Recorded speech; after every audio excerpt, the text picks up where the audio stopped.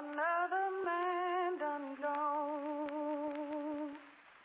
Another man done gone from the county from another. It's Jax. What up, Dollars? Let's go. Martin Luther had a dream, but Freddy Krueger had a Ruger. Ex-Malcolm out the picture, so now we back to the future. Now we back to these losers embracing death like they used to, poking out they chest. But listen, son, now you leaking that future. So who's the shooter? Is it your man? Or was it a fan? Or was it a stand? I would beg to differ. In hindsight, I bet you he say he was not a nigga. Plus Biggie Smalls was just minding his business, yo. Smoking and out the mode. Somebody got to drop the homie Biggie has got to go. And they couldn't stop it, no, I wish that they could. Yeah, the world needs change, but man, I wish that we would. So why the long frown? A man harmed from a 4 pound. His blood ripples on the floor from the war sound. His mama sitting at the wake, hoping the Lord's found. Another dead, another gone now. Damn. Another man done gone. Another man done gone from the county from another man done gone. George Eliot said that it's best to be what you wanna be. Fucking do what you wanna do, so I do what I wanna do. Bet you did it to floss. Bitch, I did what I wanted. Bet you did it and lost. Bitch, I did it and won it. Shit, I'm never coming back. Listen, I just wanna rap. Gee, I told you all of that. On about a dozen tracks. I don't give a fuck. I just wanna rap. Spitting fire on this track like a fucking thundercat. Plus this mic is bleeding rojo. This shit is a no-no. Rolling in that low-low. Plus I'm from that Baltimore. Need a folk smoking on my logo. Ready for the wall and we so silly with the flow. Somebody got a popo. Heard the lanes and I swear they so too much love for the fame just to go broke. You said think I had the rap game in the chokehold. Never think I got the whole world in a rope. Gotta think of damn dog. You crazy. Is he the next Jay-Z? My crystal ball is hazy, but I don't know. Maybe. Welcome back to the Insane Tech Podcast. Excuse me for fucking the flow of the song that I accidentally hit. My keyboard was really sensitive, and it hit pause on the song. Even I was like I have this little like routine I go through where I mute my mic as I'm playing the song. Like I usually don't add Jax's intro song in there in post. Like I usually play it in the middle of the like as the beginning of the show. That is the legit beginning of the show. I play the song so I can actually get my finalized things going together. And right towards the end is like I know that okay, song's about to end. Time to get ready. Let me go ahead and unmute my mic. Let me get everything else going on. And for some reason, I brushed my hand against the keyboard and it muted the song. I'm like, what the fuck just happened? Like, it throws everything off. Anyway, sorry. I'm not even going to edit that shit. It's the remix, Chris. It's the remix. Yeah, I'm not even going to edit that shit out. Like, you guys know, I could have just stopped it right there. You guys are probably singing along anyway. Welcome back to the Insanity Check podcast here on the MTR Network. This is your host, Kriss here. And, joining me, I had such a fun time last time, and I told him I'd bring him back on. I got from north of the border. I got my man Rich. What's going on, man? What's up, bro? How are you, man? We were just talking about the show. I'm tired as fuck. I am super tired. And I told the story. Already told Rich the story. Like I was so fucking tired when I started the show. We decided we're not recording this live, but we agreed to do 1:30 Eastern time. So I had some other stuff come up late this evening I got to do. So I was like, you know what? I need to get a nap in before. It's like 11:30, 12 o'clock. I just ate. I had steak and eggs. I'm eating good. I'm like, let me go ahead and rest this off. You know, you got a little, you get that red meat and you got to kind of, you got to take a little nap. You know, you're going to get a little tired. Right. So I'm laying on the couch. I'm sleeping. I had kind of gotten the show notes I wanted to talk about the day. Then I'm like, just rest my eyes a little bit. And it was like 12:15, 12:20, maybe 12:30, right? Like, it's fine. I don't need to set an alarm. I'm good. I fell asleep quicker than I thought, and I woke up, and it's like 1:06. And I go into full panic mode, like, oh my God, I'm late for the show. Because my brain didn't register that it's 1:06, not 1:30, and that the show is at 1:30. I'm in full panic mode. I jump up. I'm running into the studio. I'm logging into the GoToMeeting. I'm looking to see if Rich fucking emailed me. He's logging to GoToMeeting. You're not in there. I'm like, oh my God, he probably came in. He probably tried to hit me up. And it's like, man, I guess we're not doing a show now. Yo, I'm in full panic mode. And then all of a sudden it hits me. I was like, fuck, you dumbass. The show's at 1:30. You got 20 fucking minutes. Like, what the fuck is wrong with you? But that's when you realize. That's how you know you got a good nap in. Like when you just completely wake up in a panic and you don't know, like full panic sweat. You don't know, like it's that sleep you got when you feel guilty about it. Yeah. Like nigga, I was sleeping so good. There's no. I clearly overslept and did something wrong. So it's not your fault, Kriss. It's the itis, man. You know what I'm saying? Goodness, man, it was a fucking itis, yo. I just, woo, got me really good, man. We no, because last night it was like, so I had to work yesterday, and then as soon as I got home, we went to happy hour, and then we went to the Trevor Noah show later on. It was a late show too, so like I got like no rest after work yesterday, and then my dumbass also decided to try to get a workout in as well. On my Fitbit went crazy. We're running around last night. I don't get home until like midnight, after midnight, maybe like 12:30 in the morning. Don't go to sleep until 1:30 in the morning. Yeah, dude, this is all my fault. It's completely all me. I had no business doing anything I did, and I'm fucking paying for it right now because it's just like, oh fuck, I'm tired of this shit. We'll make do, dog. Don't worry. No, we're gonna be good, man. How you been, man? How's life going, man? Been good, man. Just came back from my sister's wedding last week, so that was real fun. You know, family drama. You know how that goes. Yeah. Oh yeah. Can't avoid that. It was good, man. So I'm back, kind of just trying to get settled in now. So I think I'm okay. Oh, that's good. Yeah. Family drama, you just can't avoid it, and it's like everybody's getting married. Like we're like I said, it's that time, man. I've got 2 weddings this year. Already got one planned for next year. I got to go to. Like it's just everybody getting married. It's just what they doing, you know. It's the thing. And by the way, I must say, Kriss, just be prepared because as soon as I step foot, in the ceremony, everyone asks me, "So, when are you gonna, you know?" Yeah. Apparently, yeah. I'm like, dog, listen, man. Can I breathe? No, yo, let me live. Hey, man. Yes. Can I? Yo, God damn, man. Mind your fucking business. Like, mind your business. Like, this is. What is this? Like, yeah. Yes. You know? I'm not gonna lie. I gotta be respectful though, because my aunties and my uncles and everybody, you know, asked me, so I can't just be like, "Nah, get out of my face." I was like, "Oh, well, you know, in due time, I gotta do the politically correct thing." But yeah, man, I must have got that question like 30 times. So crazy. So I talk all the time about how, you know, I don't talk. I'm not close to my family anymore. You know, and you know, it's like I've given the different reasons and everything, but I'm not gonna lie. One of the reasons is definitely because I don't want to hear that shit no more. Like it is the, and I get it. It's you know, there's plenty of reasons why people say, hey, your family's all you got. You got to be. That's fine, but I'll be honest.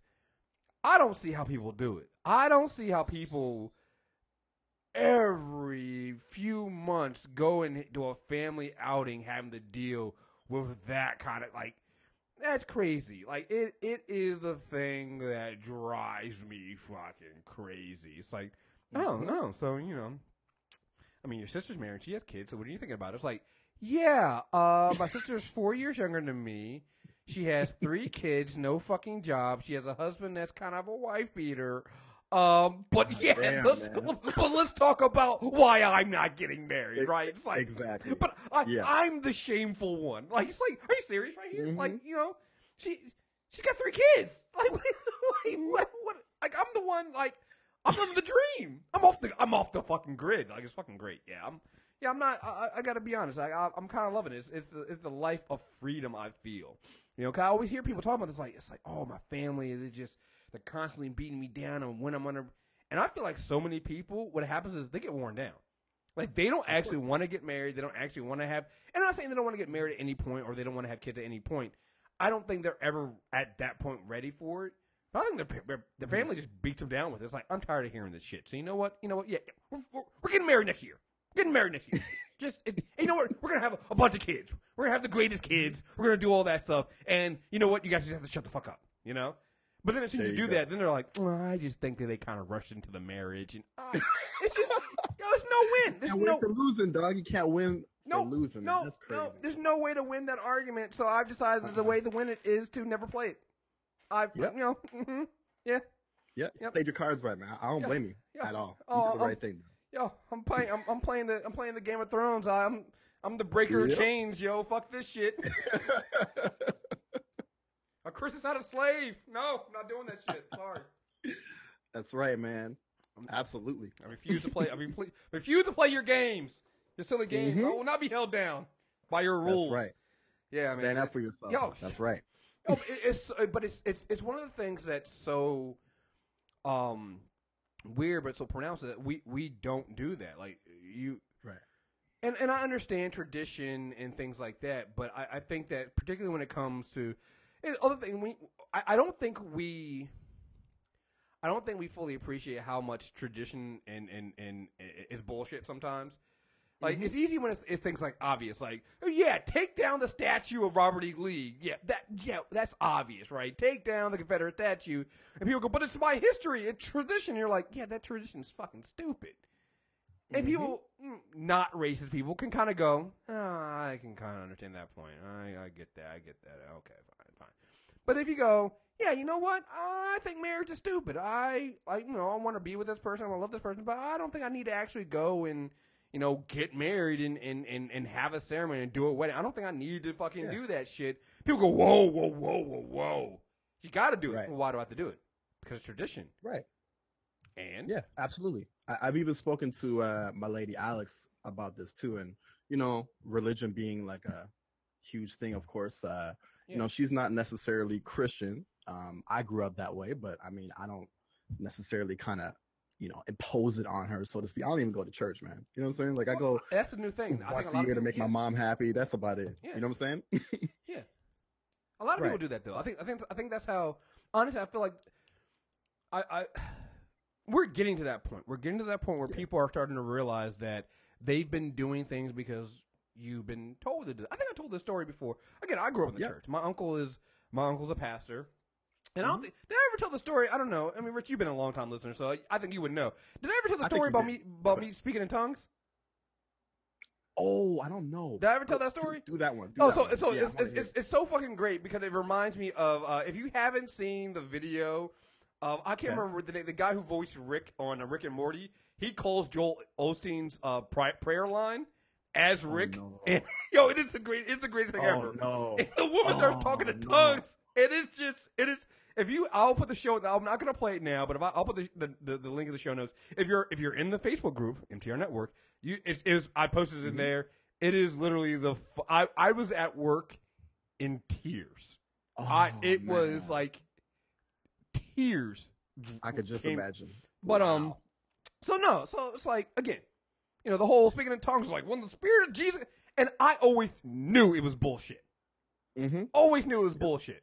Right, so throughout this entire time, people, you get baptized, and you speak in tongues, and you do all this stuff, and I'm just sitting in the audience. And I want to say, I don't remember how old it was, but I'm pretty sure I was like high school, right?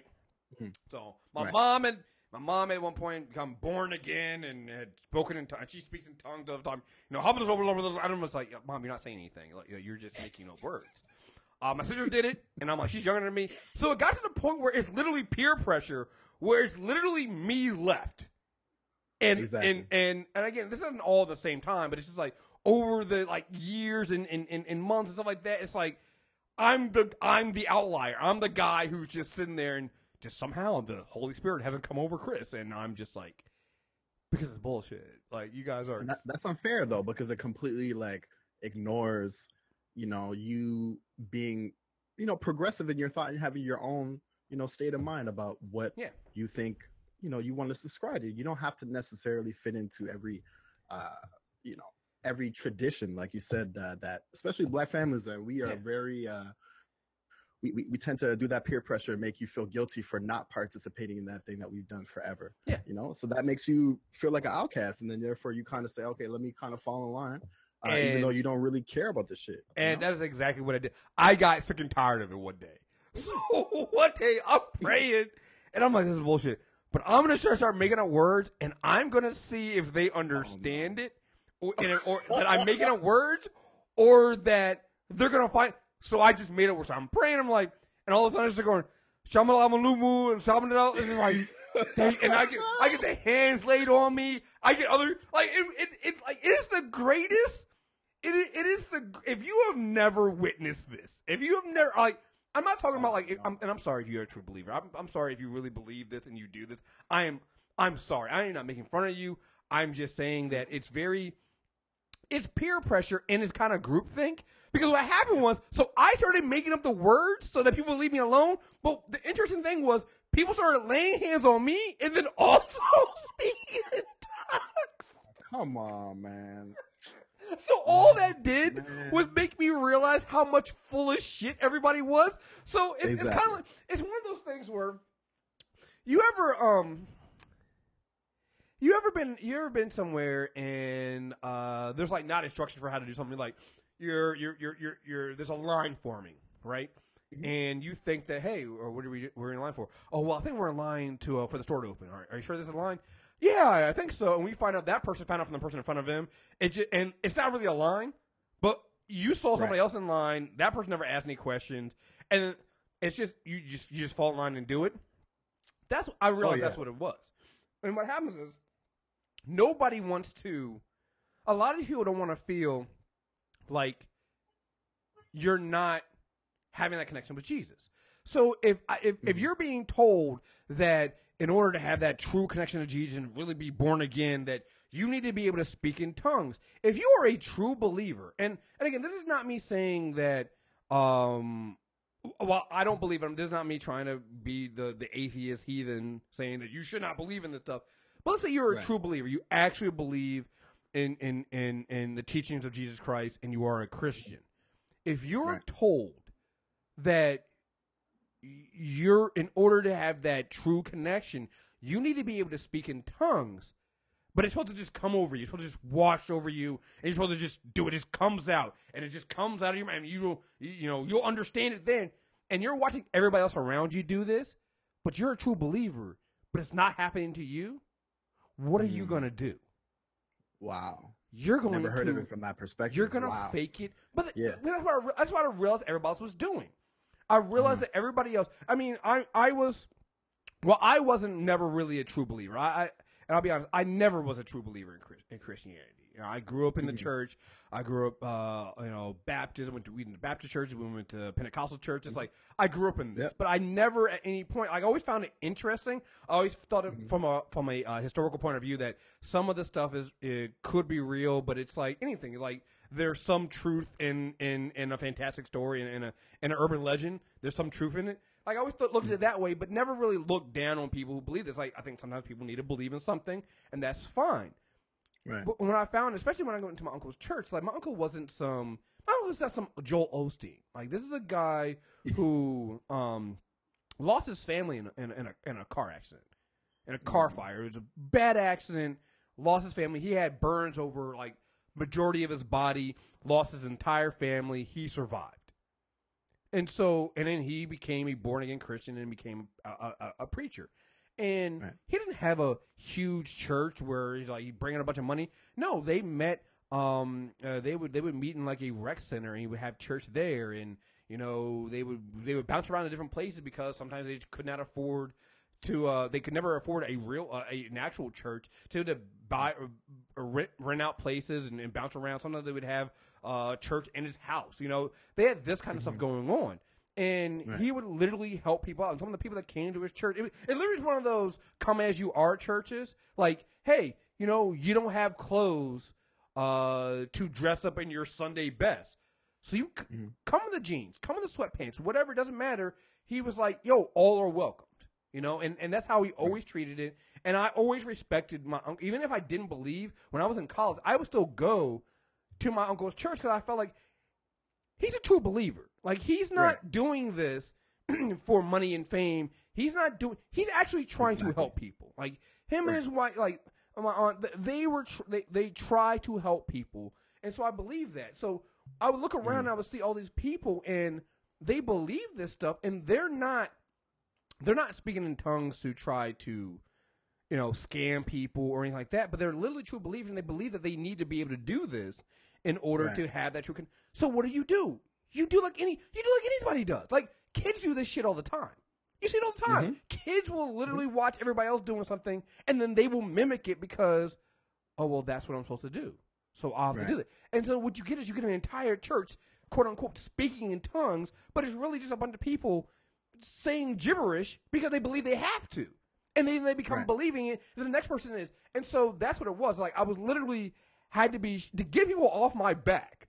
I had to pretend to speak in tongues, and all that did was make other people speak in tongues. Like, it is just one of the most amazing things, and I was just like, yeah, I can't, man. So, but again, I think that I also think that it's also therapy. Like, I think it's full of shit, but I also think that, at least like from a logical point of view, but I also think it's very therapeutic for people. Like, I think some people, they need that. Hell yeah. They need that, and I think there's nothing wrong with trying to believe in something.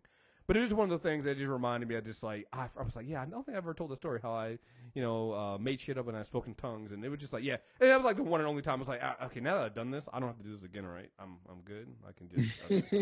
All right. The only thing that would have made that better, Chris, is if there was like a video on YouTube that we could see you doing that shit, and then you would become like a viral sensation. That's the only way that could be just a little bit better. I think your word for it. If I ever run for office, oh my God, somebody's gonna find a video of that shit. It's like, you say that you don't believe, but here on this video you are speaking in tongues, sir. You are a scammer. And I'm just like, oh man, I'm just when in Rome, when in Rome, do as a Roman does. I don't know, man. I don't know what to tell you.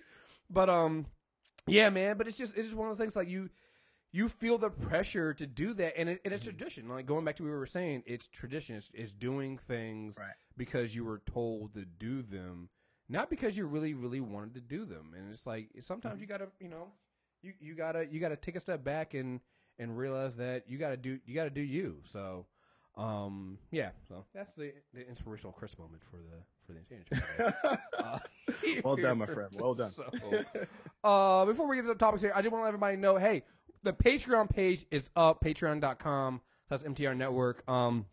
We need to get a lot more people to sign up for the live streaming before we start doing a live streaming show, because I'm not going to put the effort into the live streaming shows if people won't sign up for the live streaming parts up there. So if you're already an MTR premium member, it's an additional $10 a month, and we'll live stream the shows. As we get more people, we'll live stream more shows. Right now, once we get enough people in there I want to say, if I can get at least 10 people to sign up for it, I'll start doing it. That way I know we'll at least have people for the Insanity checks. And we'll start doing the 4 Insanity checks a month. And as we get more people, we'll add in, as we get more people, I think that the first threshold is $200 a month. We'll be able to then go ahead and do Spreecast. Not Spreecast. Spreecast is gone. Crowdcast. Crowdcast, yeah. And that way I can get more multiple screen hosts and things like that. And then, again, I had different levels as we go up and up. We'll add in more of the live shows. We'll start doing Character Corner live. We'll start doing Super Tuesday live and things like that. So, sign up. It's patreon.com/MTR Network. And sign up there. And if you're not a premium member, haven't been a premium member, I know we have a couple people sign up already. There's some of the old content is up now. I'll be adding new episodes this weekend, and I'll also be every now and then adding some of the, especially if you sign up on Patreon, I'll be adding some of the older episodes that have already been released on MTR Premium. So stay tuned for that as well. And as a special offer, if you sign up for the $5 a month plan, which is you're not getting all of the you're not going to be able to get all of the premium shows, but I did say we'll put out premium preview episodes. For the first 2 of those premium preview episodes, they're not going to be previews. They're actually going to be full episodes of Molecules and shit. I want to say it's episodes 6 and 9. I might be wrong on the episode numbers, but there'll be full episodes of those episodes. They re-up those episodes for me, and I'm gonna put those out on those feeds for anybody who does that. So you get those free episodes and listen to them. So yeah, that's it. And also, because it's been asked, I'm hopefully this weekend, if not next weekend. Definitely not this weekend, because I'll probably do it this weekend, but I'll need to, or at least make them this weekend. I need to test them out. Hoodies will be hopefully in the store in the next couple of weeks. So store.mtrnetwork.net. I'll be adding hoodies in. I'm gonna get a couple samples for myself this weekend probably. So once I get those and I make sure they look okay, I'll put them in the store and the store will look. I'll put the link out and everybody will be able to get hoodies. So stay tuned. Yeah, we're going to New York Comic Con. I'm definitely gonna want a hoodie. So I'll be getting that stuff together. So stay tuned. Yeah, just to let the audience know, man, I'm wearing an MTR exclusive shirt right now, and yeah, I'm a premium member, man, and that shit is amazing. Whether you're in the car or on the bus or headed to work or at the gym, you just put on D-Palm and Kriss, and D-Palm getting frustrated at Kriss poking at him, and that shit never gets old. So if you want that, sign up for premium for sure. Speaking of that, if you have not, even if you didn't watch the show, you should definitely listen to the Super Tuesday recaps of the Defenders reviews. I did. Don't worry. I got out of control more and more as the shows went on because shout out to reckless, the doctor. man. Oh, it's so reckless. The last episode, I was completely reckless. But here's the thing. Everybody talks about me. Shannon and the doctor are just as bad as I am. They egg me on. I think, I really think, D-Palm was a lone wolf on the side going, I can't believe I have to deal with these three here. Yeah, in exactly that tone, too. They're the dynamic duo for sure, but D-Palm, I can hear his blood boiling over the audio. Right. What he doesn't understand is the more frustrated he gets, because you can tell he's getting frustrated, the more it's like, we keep doing this right. It's so great. Because it's like, you're trying to be serious here, but I won't let you, so I'm going to keep, it was great. And adding them both on there, it was great. Like, there's a moment in, I think, the last episode where, Shannon and the doctor, they're talking about something. It's like Black Girl time. So me and D-Bone just shut up, and they're just like, so you guys are going to say anything? I was like, oh, no, we're giving you guys space. We're giving you guys room to do this. We are being good. We are listening, and we know when to shut the fuck up. It's a really great episode. So you should definitely listen to those. Awesome. So check the Super Tuesday recap feed for those, and So, and last thing, we did put this up already. I have a written review of it up. There's a non-spoiler review of it also with me and Phenom, and then Shanti and I are hopefully going to see it again tomorrow, which will be either spoiler review or scaretology or kind of both. So keep an eye out for that. If you have not seen it, I understand if you're just hey, it's too scary or something, but you really should go see it. It's a good movie. It's a great fucking film. Man, I can't wait. We're gonna go see it tonight. Awesome. Yeah. Hopefully, and I hope not to piss my pants, man, because that shit, I don't like clowns. So. Yeah, you're not gonna. You're not. It's good.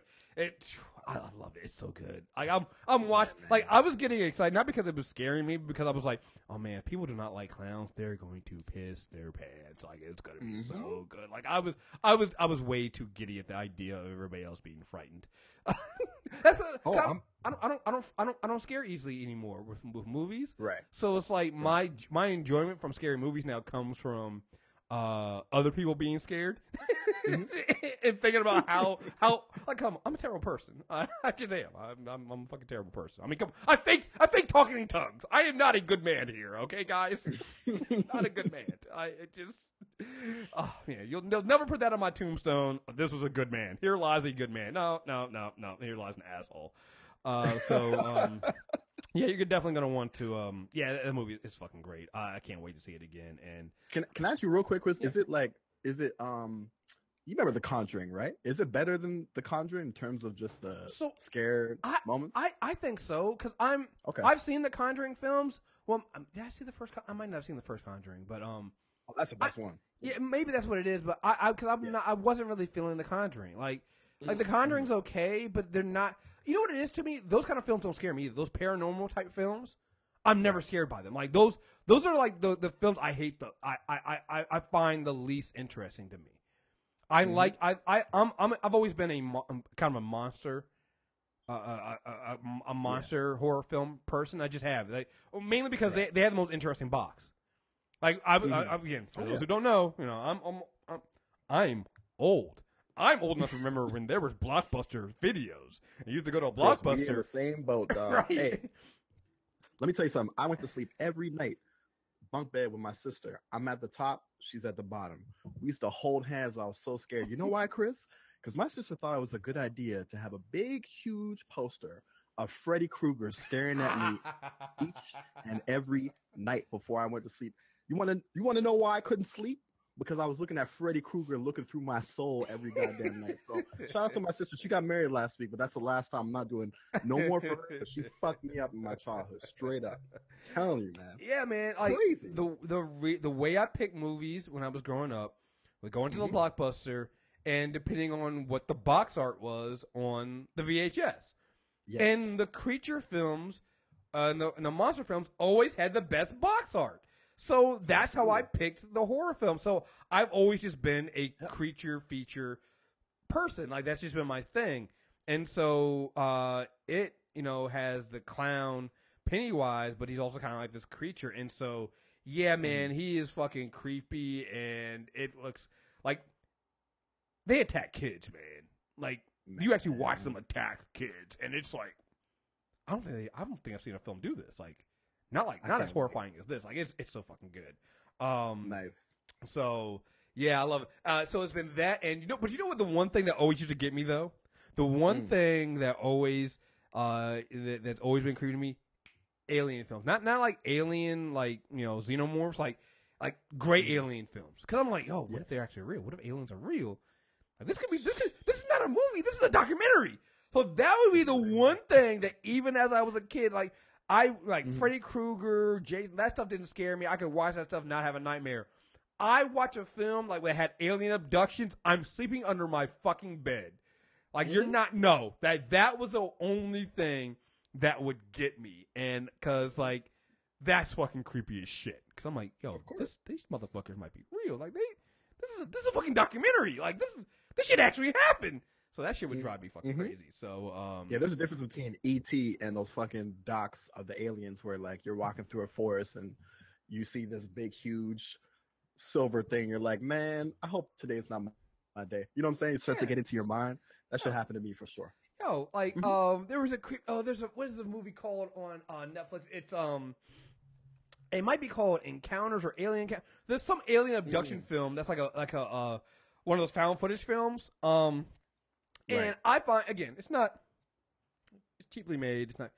I like it though because what they do in it is, like these people are driving along the road and something happens and like their car shut down and they're looking for all the people and all the people are gone and they come across this tunnel and the tunnel's dark. Or all these cars are there. Like there's nobody in the cars though. Cars are stuck there, and so they're going through the tunnel trying to find out what's going on. And what happens is if you're actually paying attention, you can see that they put in like the reflection of the mirrors or in the dark shadow in the corner somewhere, they put the aliens. Now the person that's filming it and the actual people that don't see them, but you, the audience member, if you're paying attention, you see them. So there's one time like one of the guys, he's like talking to another person there, and he has, they actually they have the camera there, right? But if you look over to the side, you look into the mirror of the side mirror of the car, you can see an alien in the background, but they don't see it. And it's like, that shit. I'm like, yeah, motherfucker, that's creepy as shit. Like, oh yeah, you're creeping the fuck out of me right now. Like you just see like at one point one of the aliens is sitting on top of the car, and again they don't see it, but you as an audience member, you're like, nigga, this is come on, that's creepy, dog. Come on, like I fucks with that movie. I gotta find it again. I gotta get Shanty to watch it. Maybe we'll talk about it on Scarestalgia. But that movie is creepy as shit. That movie is creepy as shit. I fucking love that shit, man. I'm like, oh man, this is good. So, yeah. So, I don't even know where we had to go. Oh yeah, we were talking about premium stuff. So, but yeah. So the guys are coming out there. I know there's Docu-Drunks coming soon. There's we got a bunch of stuff here. Deepalm and I also recorded a character corner on Humans. Not sure when that's going to release, but the Humans character corner is coming soon. And we had Justin join. This will probably come out next week. People have been asking for it. The Secret Empire discussion that we have, where we basically yell and tell people that they're fucking stupid because they didn't actually read the Secret Empire. But yes, that's coming in there. That'll be out next week. We already have it recorded. I just need to put it out there. And no, I highly recommend people listen to that because while we're very excitable and listening, we actually go through some of the panels that I think people just have not listened. And it's it's very relevant to the day. And I think it's one of the greatest Captain America stories they've ever told in a long time. So, yeah. All right, so let's get into some of this shit for Hell yeah. some of the shit we're dealing with. This episode is sponsored by the good folks over at tweakedaudio.com. Tweaked Audio has been a great partner to the MTR network over the years, and they have a great product. If you're listening to this show, then clearly you use headphones. Unless you're one of those assholes on public transportation blasting music over a speakerphone. Don't be that person. Pick up a pair of earbuds or headphones from Tweaked Audio. They have over-the-ear headphones as well as various types of earbuds in different colors. And now, they have a great pair of affordable Bluetooth earbuds that are perfect for working out and listening to us, your favorite podcast. At checkout, put the code REVIEWS in to get 30% off, free shipping, and free lifetime warranty. So check out tweakedaudio.com. Help yourself with a new pair of headphones and help us out as well. Now, back to the show. Okay, so, it's hurricane season, obviously, because we got 3. I think Irma has been downgraded to a Category 3 at this point. Not that it really matters, because it's still gonna fuck some shit up. Like Right, and it's going back up. It's going back up to 4, I believe. Okay. Eventually, when it hits certain parts of Florida, so Okay. it's kind of unknown. It's a really fucked up situation, man. Here's the thing. All right, I'm just gonna say this right now. This is why I don't do Florida. I don't do any of the Gulf states. It's also why I don't live in California. Like anywhere where it is known that a natural disaster like that can. And again, I'm not blaming people for this. All right, I just want to say this out there now. I'm not blaming people. I'm just saying, well, I personally cannot do this. I cannot live anywhere where there's a good chance that Mother Nature just one day goes, fuck it, you know what? Fuck where you live. And that comes hurricanes and earthquakes. I can't do it. No. And I see what's happened with these hurricanes, and no. Like, I was seeing somewhere where I think it was the mayor of Miami or someone was saying something like they're expecting storm surges so high that it will completely engulf some of the houses. Yeah, that's no crazy, man. No. This is why you always see those ocean towns and those places that are on the water. I'm like, no, I can't do that. Like, that sounds great until you realize that one day Mother Nature might say, fuck you, fuck where you're at, and then the oceans rise and completely drown you. No, I can't do that. No. It's like living at the base of a dormant volcano. So you mean at some point it can wake up and say fuck everything? No, I won't take that chance. Not gonna do Absolutely. that. I can't do that. Yeah, man, that constant attack. Yeah. I couldn't deal with it. And like I feel for those people, because it's not like you said. There's the other side where, you know, a lot of people don't have the option to move. They don't have the option to just leave. They are stuck. You know, no gas, no water, nothing. You see the highways. It's like sardines, man. It's people are stuck. You know, so it's a really fucked up. They did what a forced evacuation of like what 5 to 6 million people. It was something ridiculous. It's something ridiculous.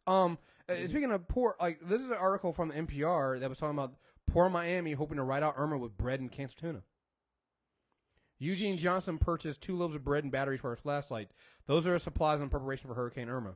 I'm on a fixed income, Johnson said. This hit me out of the blue. I had to pay my rent, my electricity bill, and stuff like that. In his kitchen cabinet, he already had a few cans of tuna, and he plans to boil some eggs. While some local newscast broadcasts have been dominated by images flocking into the store all week to stock up on water, non-perishable food, and supplies to ride out the Hurricane Irma, many families can't afford that. In Miami-Dade, about 530,000 of the estimated 3 million residents live below the poverty line. That's 500,000 people. It's over 500,000 people live below the poverty line. Johnson, 60, and this is an older man, 65, lives in an affordable housing complex in Miami. Like many of his neighbors who are on fixed or limited income, he doesn't own a car. I have to depend on other people to bring me water. So I have a friend who said they're going to bring me some water. So here's the thing, and I think this is the same guy later on. They talk about this. He mentioned it again. It's like he's basically depending on somebody to bring him water. If that person falls through and doesn't bring him water, he won't have water. He says shopping for hurricane supplies is difficult on fixed income and no car. I mean, living on a fixed income with no car is hard. Now imagine having to do shopping and finding supplies last minute when there's a run on the stores. Exactly. And then you see fucking, was it Delta and all these places hiking up their prices and inflation's like, they don't give a fuck about the community, clearly. Shout out to JetBlue for, I think they capped their tickets at like $99. Good for them, man. Yeah. Good for them. Now it's just days before Hurricane Irma is expected to make landfall, and most stores are already out of supplies. A small group of community activists and nonprofit employees who got together to discuss poverty and hurricane preparation soon found themselves frustrated that there's very little they can do to help potentially hundreds of families who might need assistance. How can we get resources to help them before the storm? Asked Valencia Gunder, a community activist in Liberty City. Are there any resources from larger institutions that to help purchase these things?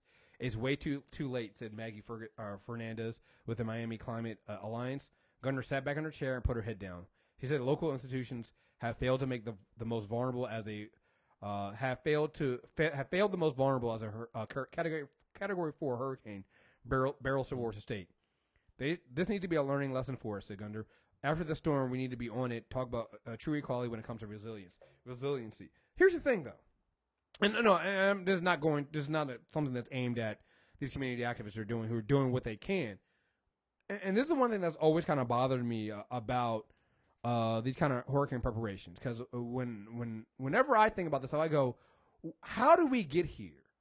And it's not aimed at people who, like, again, lower income people that have no way of getting out and just cannot be prepared. How does your government not prepare for this? Exactly. How when you are in a state that is going to be hit by, like, you're going to be hit by a hurricane, even a small category, it's going to happen. How do you, at this point in 2017, not have resources put in place and not have a plan to evacuate people that cannot just leave? Like, I was seeing them going around and with cop cars telling people they need to leave. I'm like, what if they don't have a car? How do they leave? What is your resources do? Like I said, if people are hunkered down, why are you not sending out supplies to them early? Like, 'cause I was seeing that you always see this, right? You always see them say, the officials come out and say, listen, you need to evacuate. And one of the reasons why they need to evacuate is not even that you can't live throughout the storm, but it's the after effect is we might not be able to get to you for days after the storm. So it's like, so why don't you send them supplies now? Exactly, man. If you can't, like, these are people that can't leave, and you're not going to move them, or they cannot be moved. Why don't you already have supplies stocked up that you can just go out there and say, hey, we know this neighborhood here, most of these people do not have cars, do not have ways to leave, so let's put these supplies out here now for them. Here's some water for you. Here's this. How do you not have that done already? And, like, because you know this is going to happen. You've been through this. Right? This is not like this is a storm that you've never, like, you've been through this. You went through this with Andrew. You went through this with all these other fucking storms. You've been through this. How did you not? How are you caught off guard? And you just expect people to? Doesn't make any sense. Mark Moore, with the city of Miami emergency operations staff, said after a major disaster, ideally people will be self-sufficient for the first 72 hours. Do not depend on your government for help, he said. The government has their hands full during an emergency. If you're able to sustain your full for 3 days, you're already ahead of the game. But again, if you have 500,000 people that are under the poverty line, how do you expect them to do that? Mm-hmm. Like, how? These people can barely. They're struggling to live in ideal conditions. Exactly. How do you cut things off and then expect them to do this? I don't understand. Yeah, it's a lack of caring and empathy, and just you can see their focus is completely, away from people who are, like you said, under the poverty line, and they don't even have a voice. So even if they get a chance to speak, they're not going to listen to them. Sad, man. Yeah, families who cannot do that must wait and see what relief when relief comes. Sometimes that means several days. After Hurricane Harvey devastated Houston last month, they say last month. It's been a couple of weeks, which I'm gonna get into later. Exactly. But I say last month. It's been like a week and a half. All right, it's just a week and a half. Not last month, a week and a half. Many families reported they were stranded with no food and no water for days. Robertson Faloni, who grew up in Miami's little Haiti neighborhood, said his family could never really prepare during hurricane warnings because they were too poor. My mom told us, listen, I'm going to buy you guys bread, and we have peanut butter in the house. Eat that. We didn't have no generators. We didn't have any money like that. This week, the 25-year-old realtor went out and bought pallet of water cases and handed them out to dozens of families for free. He says one man had made him emotional when he told him he didn't have money to buy supplies for him and his children. He said, "You don't understand how grateful I am." He showed me his account. It was negative $289. He wished he could do more. In the meantime, Eugene Johnson, who lives off his Social Security check, is just hoping his supplies of a few cans of tuna, the bread, and water a friend is supposed to bring him. Again, supposed to bring him. We don't know if his friend actually bringing water, which also gets me too, right? So this NPR has talked to this guy, right? This is where this has also been kind of bothering me. You have NPR talking to this guy who is like, yeah, I'm hoping I can survive with a few cans of tuna, the bread, and the water a friend is supposed to bring me. As NPR, how do you not go out and get him some water? Thank you. Thank you. This is the thing that drives me crazy when I see reporters reporting on disasters like this. Put the pen and paper down. You go get this man some help. Fuck your article. Fuck your reporting. Go get him some fucking water. Yeah, you work for NPR. That exploitation journalism, quote unquote, where they just want the quote. That they're not looking to the more desolate and depressed that person is and poor they are, the better it is for the quote. But in the end, they're not going to do nothing to help them out. It's like when that reporter thing. Yeah, CNN. Yeah. And I literally had other people going, well, I can't really blame them. The reporter should have asked her, but they're there to let everybody know, and they're there to do their job, and blah blah blah. And this is why I'm not gonna go into my socialism rant right now, but this is why I can't believe in it too much, because I don't believe in human beings, and this is why. Like I think it sounds great, but things like this made me go, oh no, we're trash. As a species, we're fucking trash. Because you literally have this woman who's soaking wet with her kids who just lost everything, and you have a reporter sticking a mic in her face, oh, how do you feel? What's going to go on? And you have other human beings going, well, I can understand why they're there. I mean, maybe she should have, they need to report this, and they need to let everybody else know. It's like, what do you, as a person not in a hurricane zone, what do you need to know in order to know these people are devastated? When I tell you, this woman is soaking wet. She just lost everything with her. She has her 2 or 3 kids here with her. What else do you need to know? Why do you need to hear from her to get your empathy going to make you go, oh man, maybe I should do something about it? What else do you need to know? She lost everything. End of story. Like, I don't need to see reporters going around shelters unless it's a report on how dangerous the conditions are, and to get those people help. I don't need to see that. I don't need to see you interviewing. I don't need to see you interviewing some guy who's telling us he's 65 years old and he's going to try to ride out the hurricane on cans of tuna, bread, and maybe some water if he can get some. Like, you work for NPR. Get him some fucking water. It's that simple. It's that fucking. I don't understand this. Like, I don't see how you can be that person. I don't see how you can be that person to come down there, see people like this, and then go, oh well, it's just. No, you said fuck this. I don't need this quote this much. What can I do? Can I get you some money? I got some money here. Let's see if we can get you some help. Let's see if we can get you somewhere else. You're interviewing a bunch of people who sit there and go, we would love to evacuate, but we have nowhere to get out. We have no vehicle to get out. You got your fucking news van, and you're like, oh man, that's a sad fucking story. Well, all right then. Good luck, guys. Hey, guys, go. We gotta go to the next family. What the fuck? You put them in your van. You put them in the van. You sit there and go, you know what? This story isn't as important as your fucking lives. That's fucking simple. Like, and then what kills me is you'll literally have other people going, oh no, they can't do that. They're there to report the news, not make the news. Oh, go fuck yourself, man. Come on, man. Come on, man. And this is not to say that some people don't do this. Like, I remember there was the story they had about the photographer in Syria who stopped taking pictures to try to save a kid who had gotten blown up by a bomb. And they don't only ever find out if the kid lived or anything. But he put the camera down. Yes. And he went to go save a kid. Because you know what's more important than the picture? The kid's life. Mm-hmm. That's what's more important. You know? Yep. It reminds me of and I think they still do it, but not as much. But you remember growing up, you would see those for 25 cents a day, for the price of a cup of coffee a day. Mm-hmm. You can help little Georgie here, who's starving in Africa, and his mother's left him, and he has to go down to the river that's dirty to get this water. And I'm like, hey guys,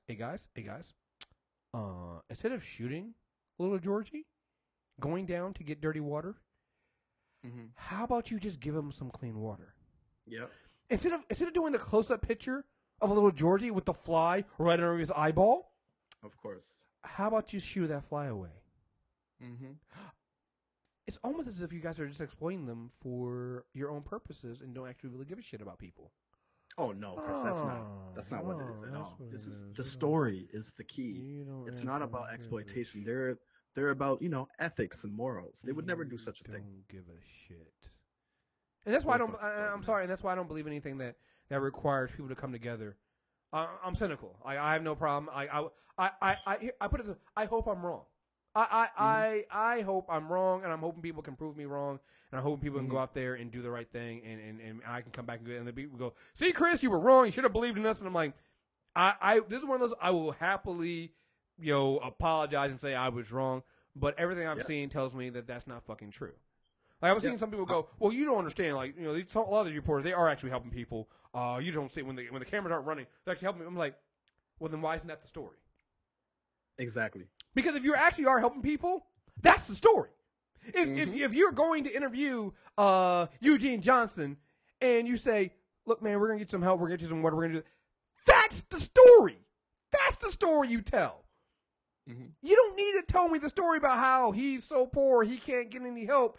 Goodness, if only somebody with some resources can help him. You got resources to send reporters down to interview people in the store and then make sure your people get out there safe. But you ain't got the resource. What? Excuse me? What?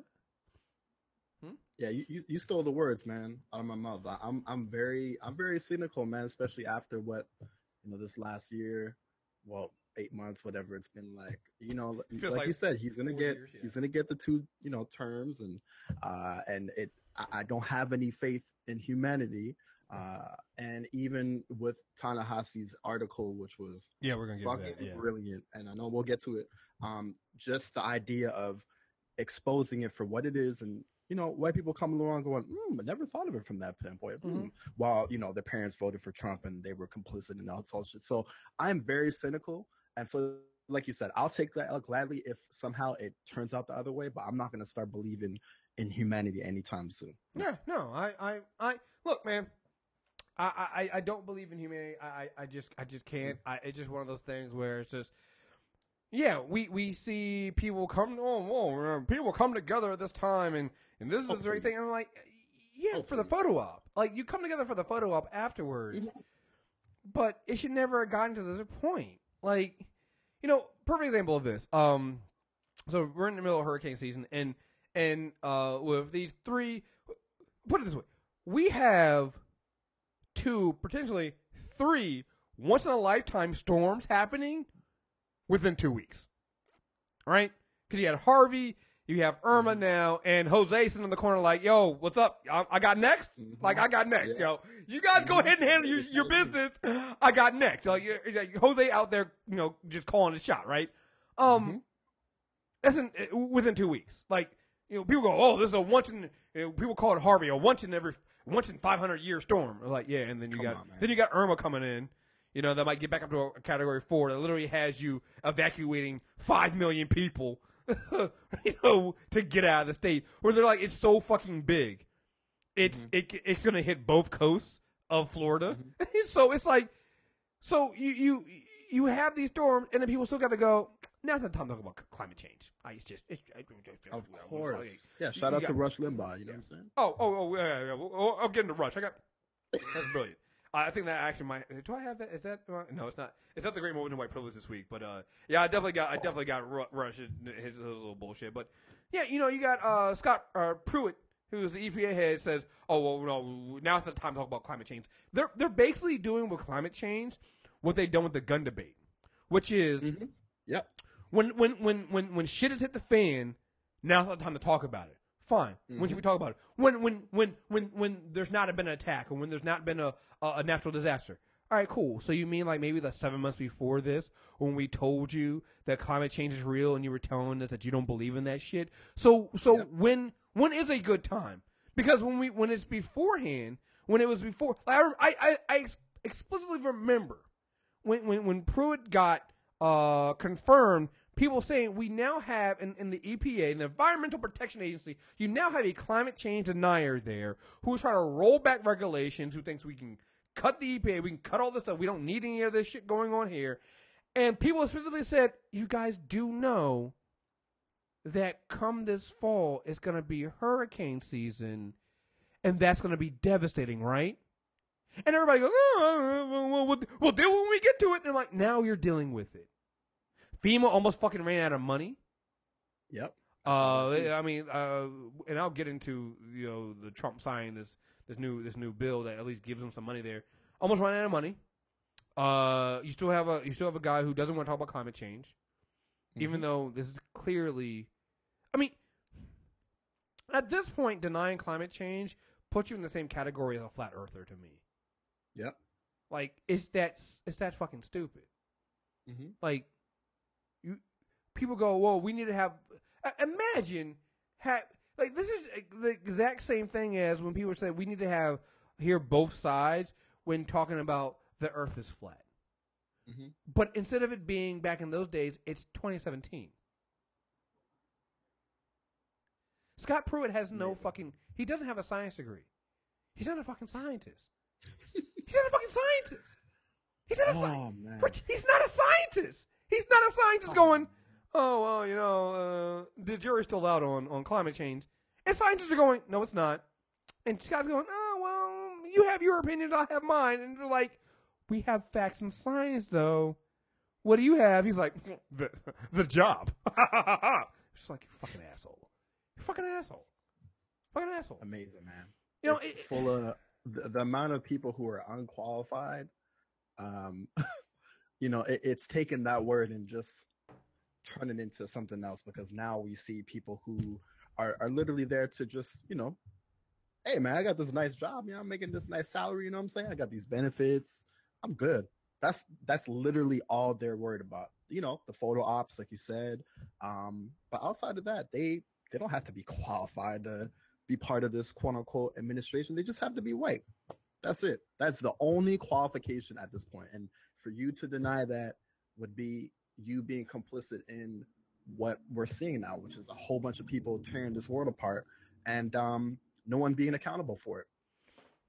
White supremacy, man. It's white supremacy, but it's also because it does cut deeper than that, because you literally have. So you mentioned Rush Limbaugh. So for those who don't know, Rush Limbaugh was he's based in South Florida. And I don't talk about Rush Limbaugh as much anymore, but if you don't understand, like people go, well, just ignore Rush Limbaugh. You guys do realize Rush Limbaugh makes an insane amount of money. Of course. He doesn't have a house. He has a compound. He does everything in his compound, like his radio show, everything is done in this compound. Like I want to say he's worth like $400 million. Like the man is rich as fuck. Yo, more than Howard Stern? Yo, he is rich as fuck. You know what? It makes sense. He probably is more. Damn, man. He is rich as fuck. He's rich as fuck as being just a fat, and I'm not trying to disparage because he's fat, but I'm just saying he's a fat, rich white guy who gets to be as racist as fuck, and that is his job. Yeah, and he's made a shit ton of money. So, Rush Limbaugh will.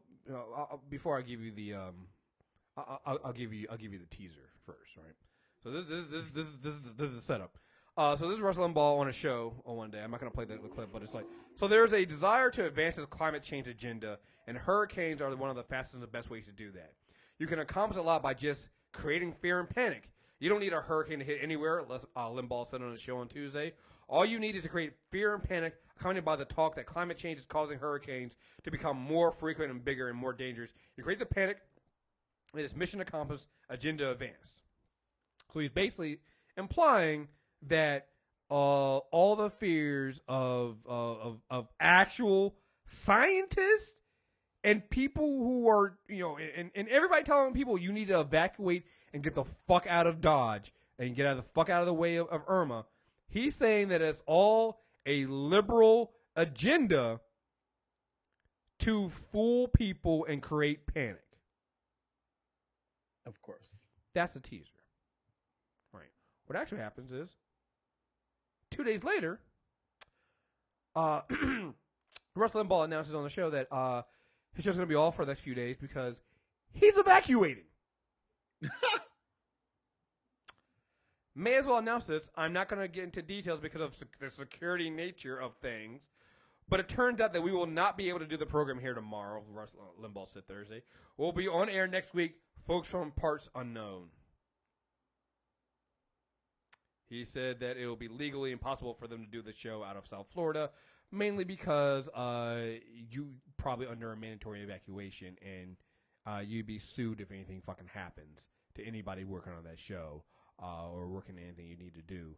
So he evacuated. So this is after telling people that they don't need that people telling them they need to evacuate, that the hurricane isn't as big, that it's a panic, but his rich ass got out of Dodge. Mm-hmm.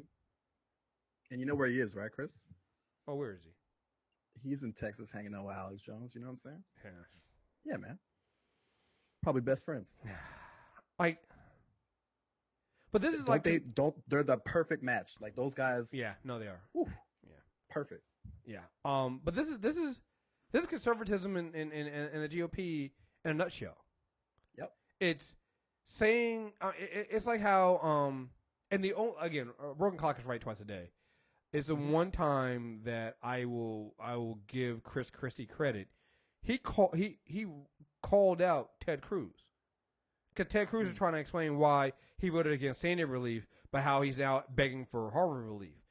And Chris Christie was like, he's full of shit. That's not what it's full of shit. He played politics. He played politics with people's lives, and I'm like, it's kind of like what you do too. But we're gonna allow that right now. Like it's clearly like it's so ironic you're saying this because you did the same thing. But like, no, but it was the one moment of truth. It's the one time Chris Christie's ever been fucking true. It's like, but this is what conservatives do. Like they'll say all this stuff, but then when it's their asses on the line, they tuck tail and fucking run. And that's exactly what you see with Rush Limbaugh here. Now, I am not. If you are dumb enough to listen to and believe to anything Rush Limbaugh says, and I just want to say this is Chris saying this. Don't hold this against anybody else at the NTR network responsible for this. But if you're dumb enough to listen to Rush Limbaugh and stay in the hurricane and you die, we probably didn't need you anyway. Yeah, I co-sign that. I'm saying that. I'm just sorry, but no. This is the one time when no, that needs to happen. If you're dumb enough to do it, that's fine. But I need you to understand that this is how they use this. They is idiots like this. He's using you. He's using you. He's using you. And yeah, he's evacuating after telling people that it's all a hoax. It's all they're just hyping it up. It's not as bad. They're trying to prove that trying to use it as proof that climate change is real, because climate change is real. You fucking dick. And here's the other thing too. The reason why people say that these motherfuckers are saying that climate change isn't real. It's not because I'm super religious. I don't believe that. It's too. What does it one guy say? I'm not narcissistic enough to believe that humans can make a change. That's only God can do that. They don't believe that shit. That's not what it is. It's money. 100%. It's money. 100%. Mm-hmm. It's all the money in the world. They get off on the fact that lowering regulations on this kind of stuff means that they can Like that's why Scott Pruitt is at fucking the EPA right now. They lower regulations so that companies can not have to worry. The company don't have to pay the extra money to not be polluting. They don't have to pay the extra money to go green or to be environmentally conscious, because it is honestly. I mean, shit. Like I put it this way. You pay for trash pickup. Mm-hmm. You know, I pay for, part of my taxes go to trash pickup. I could save more money if they didn't pick up my trash and I just threw it out of my front yard. But you realize how stupid that sounds, right? Because now you have a front lawn full of garbage. But that is literally what these companies are doing. Yep. They're literally asking the government to cut regulations so they don't have to, pay to put their garbage in the correct place. Mm-hmm. You would never do that. But they fooled people into thinking that they can save so much money by throwing, and you're agreeing to it. It's like, you guys are fucking idiots, man. And you know what, Chris? Honestly, like going back to Hurricane Andrew, and as obviously we were younger and watching CNN when we were young before we realized it was bullshit.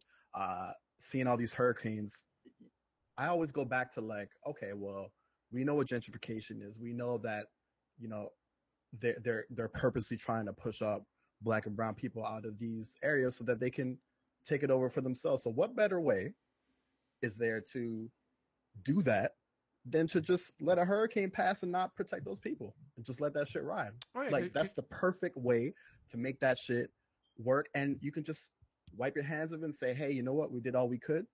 But if anyone says, no, Chris, no, it's not about the money. It's about, science. Man can't move science. It is about the money. And that's your proof. It's the perfect way to let those natural disasters, run its course and, allow that gentrification to happen in an instant. And you save so much more money than having to put the money out and the effort out and FEMA to be funded to have these people to have a resource to escape these issues. We saw Katrina. We see this every single year. Every couple of years, something crazy happens. A tsunami, a typhoon, a hurricane, whatever it is. And we saw Katrina. We saw how little impact that the government had to help those hundreds and hundreds of people who died. They didn't have to die, but they died because the government didn't give a fuck, and they still don't. Yeah, and I'm glad you brought the kind of gentrification thing about it. That's an aspect we don't talk about. A lot of people who actually did evacuate and did get out of New Orleans for Katrina, they never went back because they lost everything. And what happens is, a lot of, especially if you don't own, if you're a renter or you don't own, you're now priced out of, your rents get raised. Like there was talk about that during Harvey, that so many people were still being charged rent. Crazy. They were being charged rent for a place they couldn't live in anymore. And what not happens? Surprised though. Yeah, no, not surprised. And so what happens is you can't afford that. You can't afford to live there anymore. So you go. So what happens is somebody else comes in, buys the place, and now they price out those formerly poor Black and brown people. Like you said, it's a cleansing fire. And that's how a lot of these people look at it. And I know that sounds like it's not conspiracy theory. It's just what's going to happen. Watch what happens. You're going to find some of these neighborhoods get wiped out. Yep. They'll come in, get redeveloped, and they won't be priced in the same range of the people who were there before. Of course. And now no longer will that community no longer be there anymore. I mean, that's just what happens. It's using a natural disaster to do the hard work for you. Before it was hard. You had to actually go in and slowly redevelop an area. And it would take some time. It's like it's the slow gentrification you see in things like New York, or even the city, like any of these inner cities where you see these neighborhoods like where it starts off where it used to be black people, and then all of a sudden you start getting the hipsters coming in. Like Leslie posted an article, and then people were talking about this about how they're using City Bike to kind of gentrify areas. And how, and I'm like, at first I was like, wait, I don't understand. I started reading, I was like, oh, this is diabolical. But that's a slow takeover, right? Yo, natural disaster. Oh, fuck, we can, clean slate. We can come in here, all the stuff is damaged and taken care of. Well, we'll rebuild it. But what we're going to do is we're going to make it a little bit more expensive because, you got to cover our costs. And so now you can no longer afford to either rent there, especially if you were renting. You can't afford it anymore. Oh, no. So, or if you were underwater in your house, you have to go into bankruptcy. Again, goes back and everything. Yeah, it's over and done with, yo. It's just what it is. Just what it is. So many nuances, man. But people need to recognize that too, because there's a way bigger picture than what you see on the TV, and these reporters, like you said, interrupting these, for the most part, black women, targeting these black women and wanting to get the sad, sob story of how they lost everything. It's like they get like an orgasmic reaction out of it. Like that's good TV to them. That's what they want to see. I don't want to see that. You don't want to see that, but CNN loves that. Hey man, the more dramatic, the more salacious, the more gossipy it is, the better. And especially if it involves people who look like us. Absolutely. So, all right, hold on. Hi, my name is Latoya, and I am behind a show on the NTR network called Secret Sauce. Now, Secret Sauce is a show that's by, for, and about black women. And really, the show is designed to give black women shine. The motto behind the show is, without black women, things would be pretty fucking bland. And so we highlight black women that are entrepreneurs. We highlight black women that are creatives. We talk about, we have conversations that black women are having right now. It could be giving somebody like Serena, who's always bae, some love. Or it could be, talking about what's going on in the world that we have today. I can't tell you what's going to be on every show because it changes, but what I can promise you is that we're going to have fun and we're going to be informative. I hope to see you soon. All right, let's move on to the next subject here. So, next subject here, I'm getting into, I want to talk about the sexism of the 2016 race. And then we're going to talk a little bit about what's going on with Hillary Clinton and her book. But because I know what's going to happen is people are going to go, oh, shut up, you hate Bernie and stuff like that. I'm going to lead with something else. I was going to do this after this, but I'm going to lead with another example of this. Because I think this is what I'm about to say about the Hillary Clinton thing is I need people, first of all, to understand that I'm not a Hillary Clinton fan. I've never been. Like, you listen to my show, you know that up until that point, I was always some fuck Hillary Clinton shit. Like I want to say early 2015, I was like, please don't fucking run. I do not want to vote for her. Please do not run. I do not want to vote for Hillary Clinton. Do not make me do this. But, but I also can't deny when I see things that are clearly sexist and clearly wrong. So I'm going to get into that, and I'm going to show some blatant examples of this. But because I think I might need to ease some people into this to understand this, I'm going to go with another story. And it was something I was ranting about earlier before we came on today. And I want to talk about Kathleen Kennedy and Lucasfilms. So, you don't know, Kathleen Kennedy, she is the president of Lucasfilms, gives us Star Wars. Giving us, she's a film producer. And right now she is running the fuck out of Lucasfilms and their last two films. Let's see, in 2012, she became the president of Lucasfilms, and she's the brand manager of the Star Wars franchise. And her first project under her was The Force Awakens. That movie made $2 billion, folks. Made like $1.2 billion in the U.S. Made over $2 billion. The second film under her was Rogue One, which made $1 billion. All right. So overall, this is from her Wikipedia. Overall, Kathleen Kennedy's work includes over 60 films, 120 Academy Award nominations, and over $11 billion worldwide, including 3 of the highest-grossing films in motion picture history. One of her most recent projects, Lincoln, also produced by Spielberg, was nominated for 7 Golden Globes and 12 Academy Awards. If Kathleen Kennedy was black, I would call her that nigga, yo. All right? This is all important because, and I'm going to pick on Screen Rant here because they did this shit, but a lot of other people have been doing it too. So if you've been paying attention to what's been going on with Star Wars films, Garrett, what you did, Rogue One, said that, there were little problems with some of the editing processes because they're really, Kathleen Kennedy and Lucasfilms, they're very tight and protective of their of the process. And then, was it Phil Lord and Chris Miller, who directed the Lego movie, were supposed to be doing the Han Solo film, and they were dropped at the last minute. Like, that film is already in shooting. They had to drop that, got replaced by Ron Howard, so they had some problems there. And then recently what's happened is Colin Trevorrow, who directed Jurassic World, he's just been dropped from directing Episode 9. So people, you're seeing this stuff. It's like, whoa, is Lucasfilm's in trouble? I saw the let me see the exact title of this Screen Rant article. It says, "Does Lucasfilms need new leadership?" Again, folks, just off the last 2 movies, Kathleen Kennedy has overseen $3 billion. 3. One of those films did $2 billion and broke all kinds of fucking records. Crazy. On what fucking planet does a person, on what fucking planet does a white man whose 2 films gross $3 billion, does anybody go, well, maybe the problem was him? Nowhere. That's your answer. That don't exist. The article in the Screamer goes, Kathleen Kennedy is old school. Nigga, old school got her $3 billion.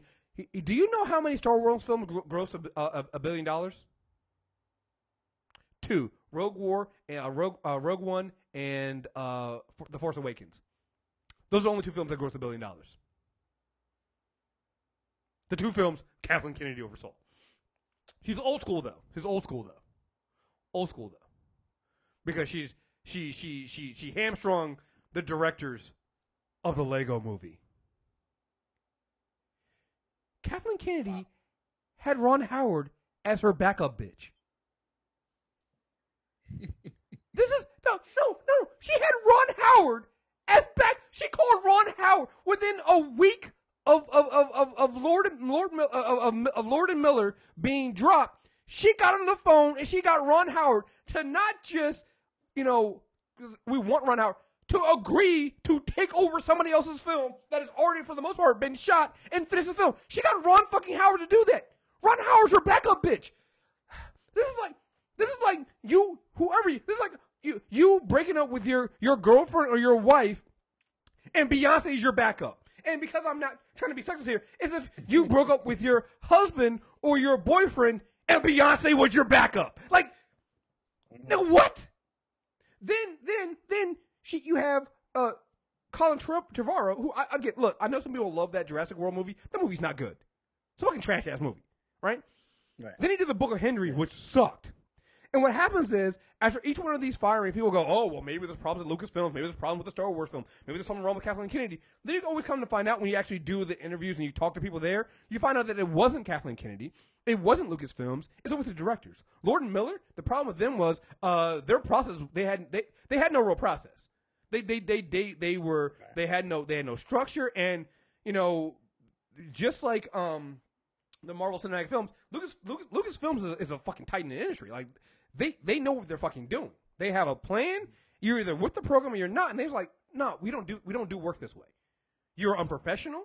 You don't keep the deadlines. You don't stick to the plan. We don't need your services anymore. Goodbye. Us come out that apparently with Colin Trevorrow that he's a dick. Like, that's what it comes down to. Like, people were like, they did not like working with him. They were having problems over script. They were like, and so they said, we don't need you anymore. Goodbye. Again, to put this in perspective,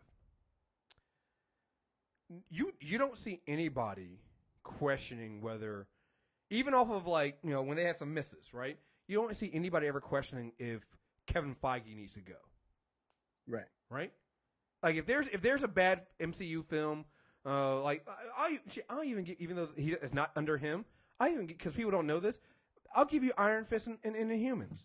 That has nothing to do with Kevin Feige, but some people, fuck it, you don't see people going, well, maybe Kevin Feige should go. And to put it in even more perspective, it wasn't until he was, 4 films in, Because you did 2 Iron Man films. You did Incredible Hulk. You did Thor. I'm sorry. It wasn't until the 6th film they did, which is Avengers, that they hit $1 billion in one film. And people were like, okay, the Marvel Studios process can lead to big things. Took them 6 films. Kathleen Kennedy has done 2 films at not even recognizing the rest of her earlier career. Just on the last 2 films she did, she's done $3 billion. She has not gone a film under $1 billion. And people are asking if she should be replaced because she's old school. Where have you ever seen this before? Where have you ever seen anybody be 2-0, bring in $3 billion, and people go, well, maybe they're not, maybe they're not for the task. $3 billion. Never happens. $3 billion. Man. $3 billion. Like, that's something to scoff at. The nightmares of the first 2 Star Wars spin-offs trying to make their way to the big screen suggest that Lucasfilm isn't sure where they want what they want these movies to be. Rogue One made $1 billion. Not only did it make because again, hey, money isn't everything. Critically acclaimed. Mm-hmm. Both films critically acclaimed. So they didn't just make money. Critics overwhelmingly loved them. Audiences overwhelmingly loved them.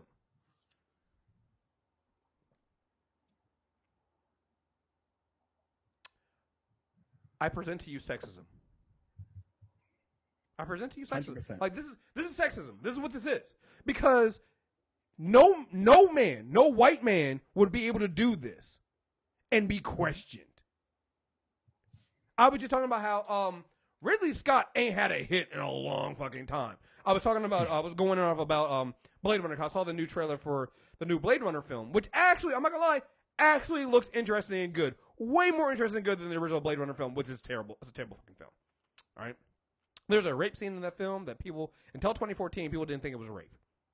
It's clearly rape. Like, the Decker rapes Rachel. And they go off into the sunset as a happy couple on the run from the law.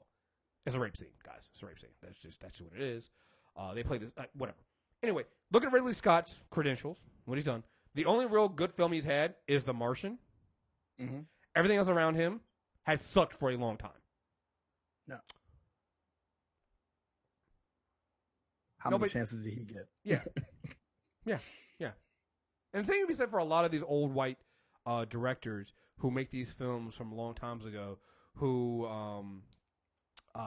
just aren't good at their work. Like, they were good back in the day because the only people...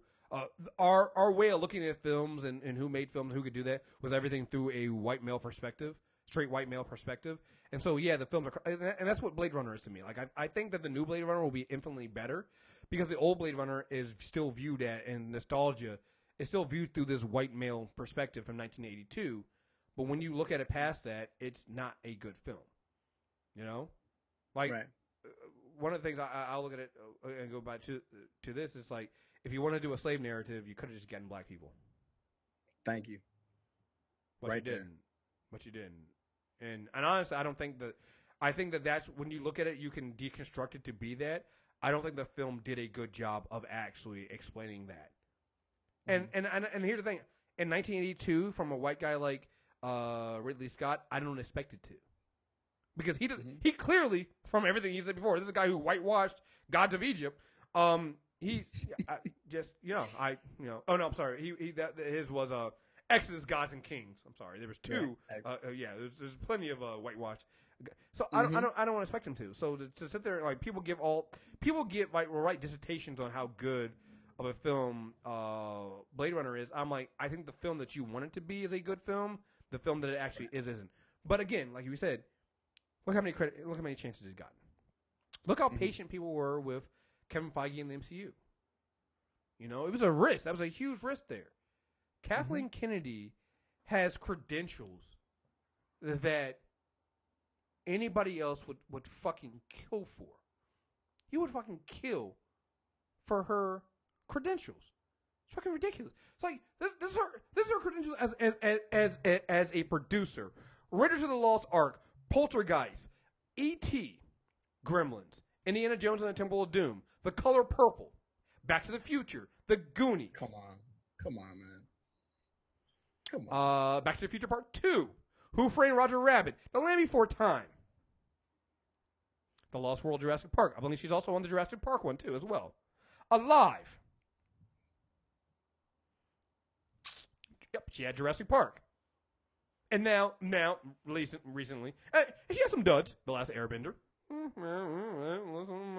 bit of a dud there, a little bit of a problem. Indiana Jones and the Kingdom of the Crystal Skull. I don't know about that one. But then all the Star Wars films. She is Lincoln, who, like you said, all this stuff. Crazy, right? Cape Fear. But even with those duds, right? That's still like what, 25 out of 27? Yo, no, she got nothing but hits. Even with the duds, got all these fucking hits. Yeah, that's like people criticizing Michael Jordan and saying he's not a good basketball player. Now he is a piece of shit, and I hate his guts. Don't get me wrong, I can't stand him. But well, you Michael know Jordan's fucking amazing. Yeah, but like, he's terrible. But he's terrible at baseball. So he's just it's like okay, with the all right, cool. So and find the one outlier to diminish and really belittle someone's character. And what better way to do it than to have a white man tell a white woman, yeah, you don't count. It's like what happened with Patty Jenkins when I was telling people, it's like, yo, it's kind of ridiculous that Patty Jenkins got paid so little and they didn't promote Wonder Woman as much as they should have, because they should have promoted it more. And people were trying to make it seem like, well, she's a relatively unknown. She directed Charlize Theron to a fucking Academy Award. The fact that she didn't get a lot of work after that speaks to the sexism in Hollywood. Yep. Not to her credentials as a fucking director. That's the fucking problem. Are you fucking out of your mind? So again, what does all this have to do with Hillary Clinton? I'm doing this to show you that powerful women, white, black, or whatever, face an uphill battle and changing criteria to their white male counterparts if they're trying to be ambitious and successful. There is a different level, and as black people, we can admit, we know this because we live this shit. There's a different level of requirement. We'll get into a little bit later the Ta-Nehisi Coates article, because that's basically what his article was saying. Like I couldn't read the whole thing because it's just like you gotta it's an essay, it's you gotta read Ta-Nehisi Coates in parts. But the parts I did see, he's basically saying that it's like there's a different level of requirements for white men, particularly in America. And that requirement usually is if you have a super successful marginalized person, whether it's a black person, a brown, a woman, you have a super successful person, what happens is white men are allowed to be super mediocre to get to that same level. They do not have to do the same level of work. And what happens is they'll tear down and bring that marginalized person down just to uplift this person who does not have the fucking credentials. So when you see somebody try to say that because Kathleen Kennedy put her foot down on these three white men who were trying to be directors of these films, said, no, this is my fucking film, this is my fucking vision, you don't fit here, you're gone, and said she's a fucking problem when she's brought in $3 billion fucking dollars in this fucking franchise? Are you fucking serious right now? Are you goddamn? Do you know who she is? This is it's insulting. It is, and it's the same thing that happened to Hillary Clinton. You don't have to like Hillary Clinton. You don't have to like her at all. Same fucking thing that happened. So what's happening right now is Hillary Clinton's got her book coming out. What happened, right? And I know you've seen it. You've seen people go, "Oh, this is stupid." Like, let me put in Hillary Clinton, and I'm gonna tell you. I'm gonna read some of the headlines. I did this morning. I was shocked by some of these headlines I read when I said this. Let me see what I get. So,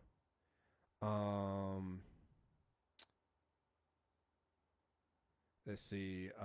Oh man, they don't have it. Let me see if I can. Let me see. Because this morning it has like the political. They had some like scathing headlines in some of these things. Let me see. I mean, hold on. By the way, are you looking for the one that compares Bernie to Hillary. Is that the one? No, not that one. Okay. But there's one from Politico that said things like friends don't let friends read Hillary's new book. Hillary's big book of wines and grudges.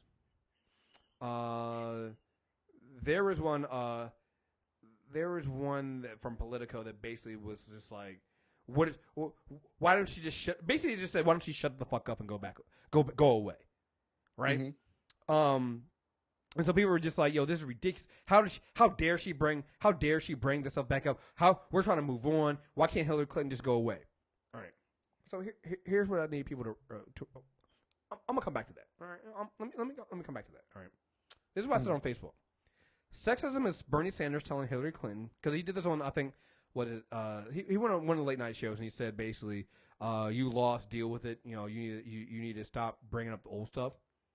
Sexism is Bernie Sanders telling Hillary Clinton, you lost, deal with it. When right after he lost to her in the primary, him and his supporters went around whining about a fixed primary system, claiming that the DNC was rigged, tried to get superdelegates to overturn their support for Hillary Clinton and back him. Remember that? Like, it was a whole thing about how before it was superdelegates are wrong, then all of a sudden it was like, well, we can still get superdelegates to switch their votes. Did that. Which means they were switching against the will of the people who had picked Hillary Clinton and still nominate him. Until to this day, blame everybody else for Bernie losing the primary, but Bernie himself. Right? Literally everything that they say that Hillary Clinton is doing right now, they're allowed to do. Bernie Sanders is allowed to do. His supporters are allowed to do. But when Hillary does it, she's wrong. But when they do it, you'll never see a Bernie person, one of these Bernie people that is telling Hillary Clinton she needs to shut, you'll never see them criticize Bernie's campaign. You'll never see them say, Bernie Sanders ran a shitty campaign. He should have campaigned in the South. He should have not skipped black voters in the South. He should have been up. You'll never see that kind of introspection in there because Bernie Sanders is a white male and he doesn't have to do that. Mm-hmm. But Hillary Clinton needs to sit there and take some of the blame for her loss. Even though that's what her book does, she's not allowed to point to other factors in her losing. She's not allowed to do that. But Bernie doesn't have to take blame for his loss, but can blame, like, I don't know if you noticed, but here in the state, what happened was some Bernie supporters are actively campaigning for the DNC to adopt open primaries. Yep. Oh yeah. Which is basically, if you don't have to be a Democrat to vote in a Democratic primary, which I think is the dumbest thing in the world, right? People say, "Oh, well, I think we need to have open primaries." And then that'll get rid of. No, it doesn't get rid of a two-party system. It doesn't. It just that's fucking dope. Somebody pointed out that Sheriff Clark, that I think from Milwaukee, that racist motherfucker, he's actually a Democrat. He actually runs as a Democrat, and the reason why he runs as a Democrat is because of open primaries. Of course. See, little things like that. But like, it's stupid, right? It's like somebody coming into the MTR Network group. When I'm trying to say, hey, listen, for people who listen to the show, let me know what you guys want to do next, and help me pick the next host for the show or the next guest for the show. And somebody who comes in who doesn't even listen to the show goes, I want to vote. I want to pick who's on the show. And I'm like, do you listen to the show? No, I don't listen to the show. Well, then no, motherfucker, you can't. You're not allowed to vote in this poll because you have no stakes in the game. No. You have no interest in the Democratic Party. Because you don't want to actually be a party member, so why would you get? I'm not gonna rehash this, but it's fucking stupid. They're going over on that, but at the same time, they're trying to get more caucuses than primaries. Now, if you want to talk about disenfranchising voters and limiting the voice of people and things that are undemocratic, caucuses are the most undemocratic way of voting in this country. Mm-hmm. They want more of those, though, because they know that they can manipulate them for their candidate. Of course. But that's okay. But Hillary Clinton needs to shut the fuck up. That shit's okay. She needs to know her role, shut her mouth, and just take the L. She shouldn't have a book explaining her side of the story because, Who cares about what she thinks? She lost. She's a loser, right? Yeah.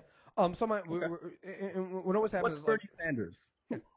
If Hillary Clinton is a loser, then what the fuck is Bernie Sanders? Tell me that. Oh, you mean because he lost to Hillary Clinton? Oh, but no, but see, you don't understand. See, Rich, what you don't understand is the DNC cheated. They rigged the the DNC rigged the election for Hillary Clinton because they favored Hillary Clinton, and it had nothing to do with the fact that Hillary Clinton was actually a Democrat and Bernie Sanders wasn't a Democrat and didn't want to be a Democrat, and so maybe the Democratic Party backed a candidate that was actually a member of their fucking party. No, it couldn't be that. They just rigged the election. They cheated. They cheated for him. It's wrong. I had I think Rod had a post or something. He had posted some clips from Hillary Clinton's book, which again, like, there's no lies in anything she says. No. Like, when you read some of these excerpts, like there was one that she had, this isn't the one she had, but there was the one that she had about, there's one she had about, how Bernie and his supporters would manipulate how she said things like, if Bernie was like, I'm for Medicaid for all, and Hillary would be like, okay, but how would you pay for it? Bernie would then go, see, she's against Medicaid for all. Then her supporter would be like, it's something like, she hates ponies. It was but it was exactly how they do it. And everybody manipulates. She's like, I'm just asking you how you would get it done, because just saying you're going to do something doesn't mean you can do it. No. If you, and I'll get into this later, you'll look at it, Bernie Sanders is a hollow suit. He's exactly what they claimed, what a lot of Republicans claimed Obama was, an empty suit. Because he says things, but he has no idea how to actually enact them and get them done. And his history shows that. But so this is another excerpt from her book. Because we agreed on so much, Bernie couldn't make an argument against me in this area on policy. So he had to resort to innuendo and impugning my character. Some of his supporters, the so-called Bernie bros, took to harassing my supporters online. It got ugly and more than a little sexist. When I finally challenged Bernie during a debate to name a single time I changed a position or a vote because of a financial contribution, he couldn't come up with anything. Nonetheless, his attacks caused lasting damage, making it harder to unify progressives in the general election and paving the way for Trump's crooked Hillary campaign. It's fact. I don't know if that bothered Bernie or not. He certainly shared my horror at the thought of Donald Trump becoming president, and I appreciated that he campaigned for me in the general election. But he isn't a Democrat. That's not a smear. That's what he says. He didn't get into the race to make sure the Democrat won the White House. He got in it to disrupt the Democratic Party. Again, fact. He was right that Democrats need to strengthen our focus on working families, and there's always a danger of spending too much time courting donors because of our insane campaign finance system. He also engaged a lot of young people in the political process for the first time, which is extremely important. But I think he was fundamentally wrong about the Democratic Party, the party that brought us Social Security under Roosevelt, Medicaid and Medicare under Medicare and Medicaid under Johnson, peace between Israel and Egypt under Carter, broad-based prosperity and a balanced budget under Clinton, and rescue the auto industry and pass health care reform and impose new tough rules on Wall Street under Obama. I'm proud to be a Democrat, and I wish Bernie were too. Again. Wow. Where's the lie in anything she just said there? I don't see it. And she goes out of her way to say, I'm not smearing Bernie by saying he's not a Democrat. He's not. He said it himself. He's not a Democrat.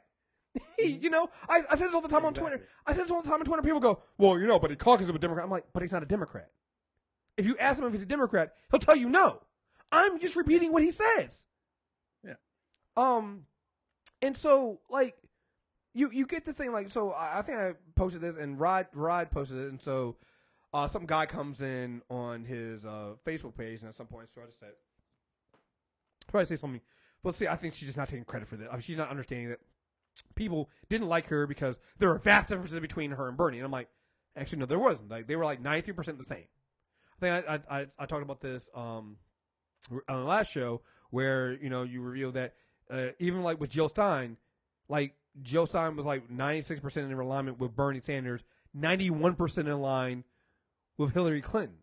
They're all in the fucking 90s, guys. Like, we're pretty much all on the same side. Like, we might not all agree on everything that's the same, but for the most part, you guys agree on most of the things that you're way more agreement than with Donald Trump and the Republican Party, right?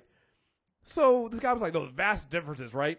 So one of the things he brought up was And the thing about this, when people say this stuff is, again, it's a branding. You need to be aware of the branding and the narrative things that people do to try to sway you. So one of the things he said to us, he was like, well, no, the difference between them were way more vast than you're making them seem.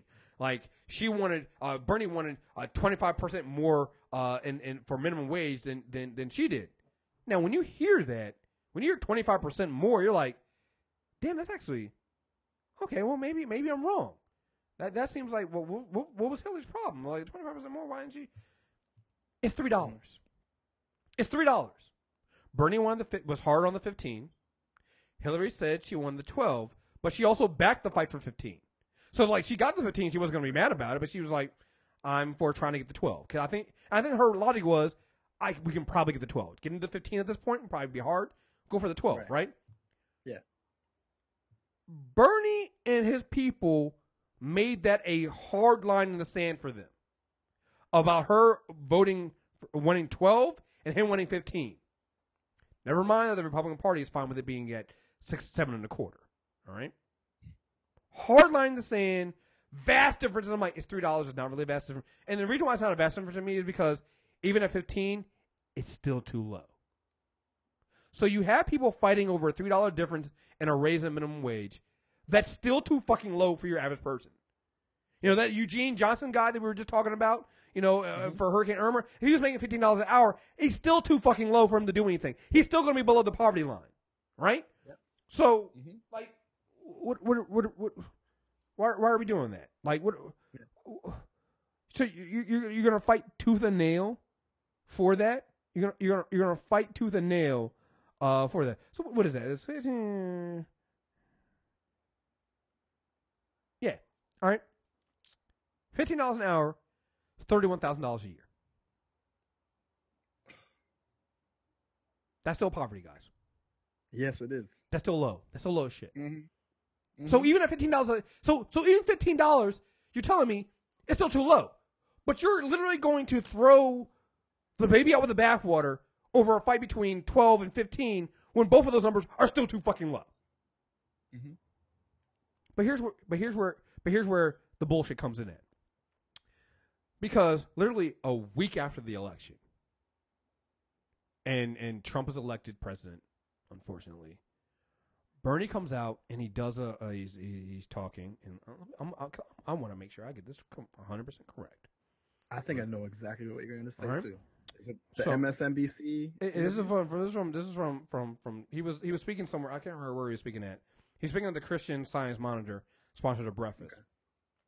Senator speaking report to the Christian Science Monitor's Christian Science Monitor sponsored breakfast said he is ready to embrace Trump on a handful of campaign promises.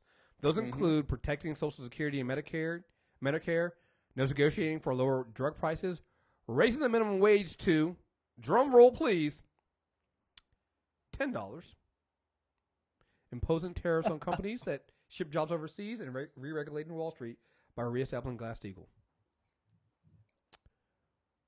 Bernie Sanders had already dropped by a week after the election. Bernie had dropped the fight for 15. It was down to $10 already with Trump. Which proves he's a fraud. Straight up, man. Remember when he said some people think that the people who voted for Trump are racist and sexist and homophobes? Yeah. And just deplorable folks? I don't agree. Yeah. Why not, Bernie? It's because you're just like them. There's no difference to you guys. You guys are all the same, man. And the fact that Hillary had to coddle him and say, I don't mean to, disparage his name shows, again, how we treat white men in America. We are always coddling them, man, every time, man, because they need that. And if they don't have that, then they're going to attack you, especially if you're a woman. It's crazy. Again, and here's the crazy thing. I'm not mad at Bernie Sanders saying that making it $10 because again, the minimum wage now is 7.25, and Trump ain't trying to raise it to begin with. So saying 10 is a negotiation to be like, listen, let's try to get 10. We're definitely not gonna get 15. Let's try to get 10, right? Right. But here's my question, and this is where the sexism comes in at. Why, without even meeting with Trump, why was Bernie Sanders already okay with dropping down from his high $15 won't budge with Hillary Clinton, down to 10 with Trump. He didn't even meet with Trump. Yet until you had Hillary Clinton here, and it was a hill him and his followers are going to die on because she was at 12 and he was at 15. What was the difference between Hillary Clinton and Trump, other than the fact that Trump has a dick? And is a dick. Just that simple. But oh yeah, what else is it? What I mean, like, I'm trying to understand here. Like, forget, like, at this point, get your preconceived notions. Because I'm here to tell you that even your preconceived notions about why you hate Hillary Clinton are bullshit. Yeah. Most of them are. Like, some of you guys just hate all politicians. I'm not talking to you guys. Like, some of you, and I get that. Because honestly, I get that. I don't.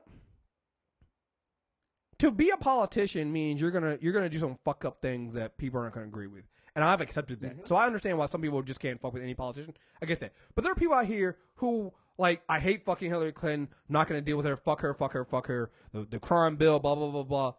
Oh man, Uncle Joe though, Joe Biden. Oh, because Hillary Clinton had some words for Joe Biden. Was like when she basically told him he was wrong when he tried to say that the Democratic Party forgot about working class, not white working, but forgot about working class voters. She was like, no, that's not right. He's wrong on that one. And people were like, oh, Hillary Clinton again. Maybe she needs to stay in her lane. I'm like,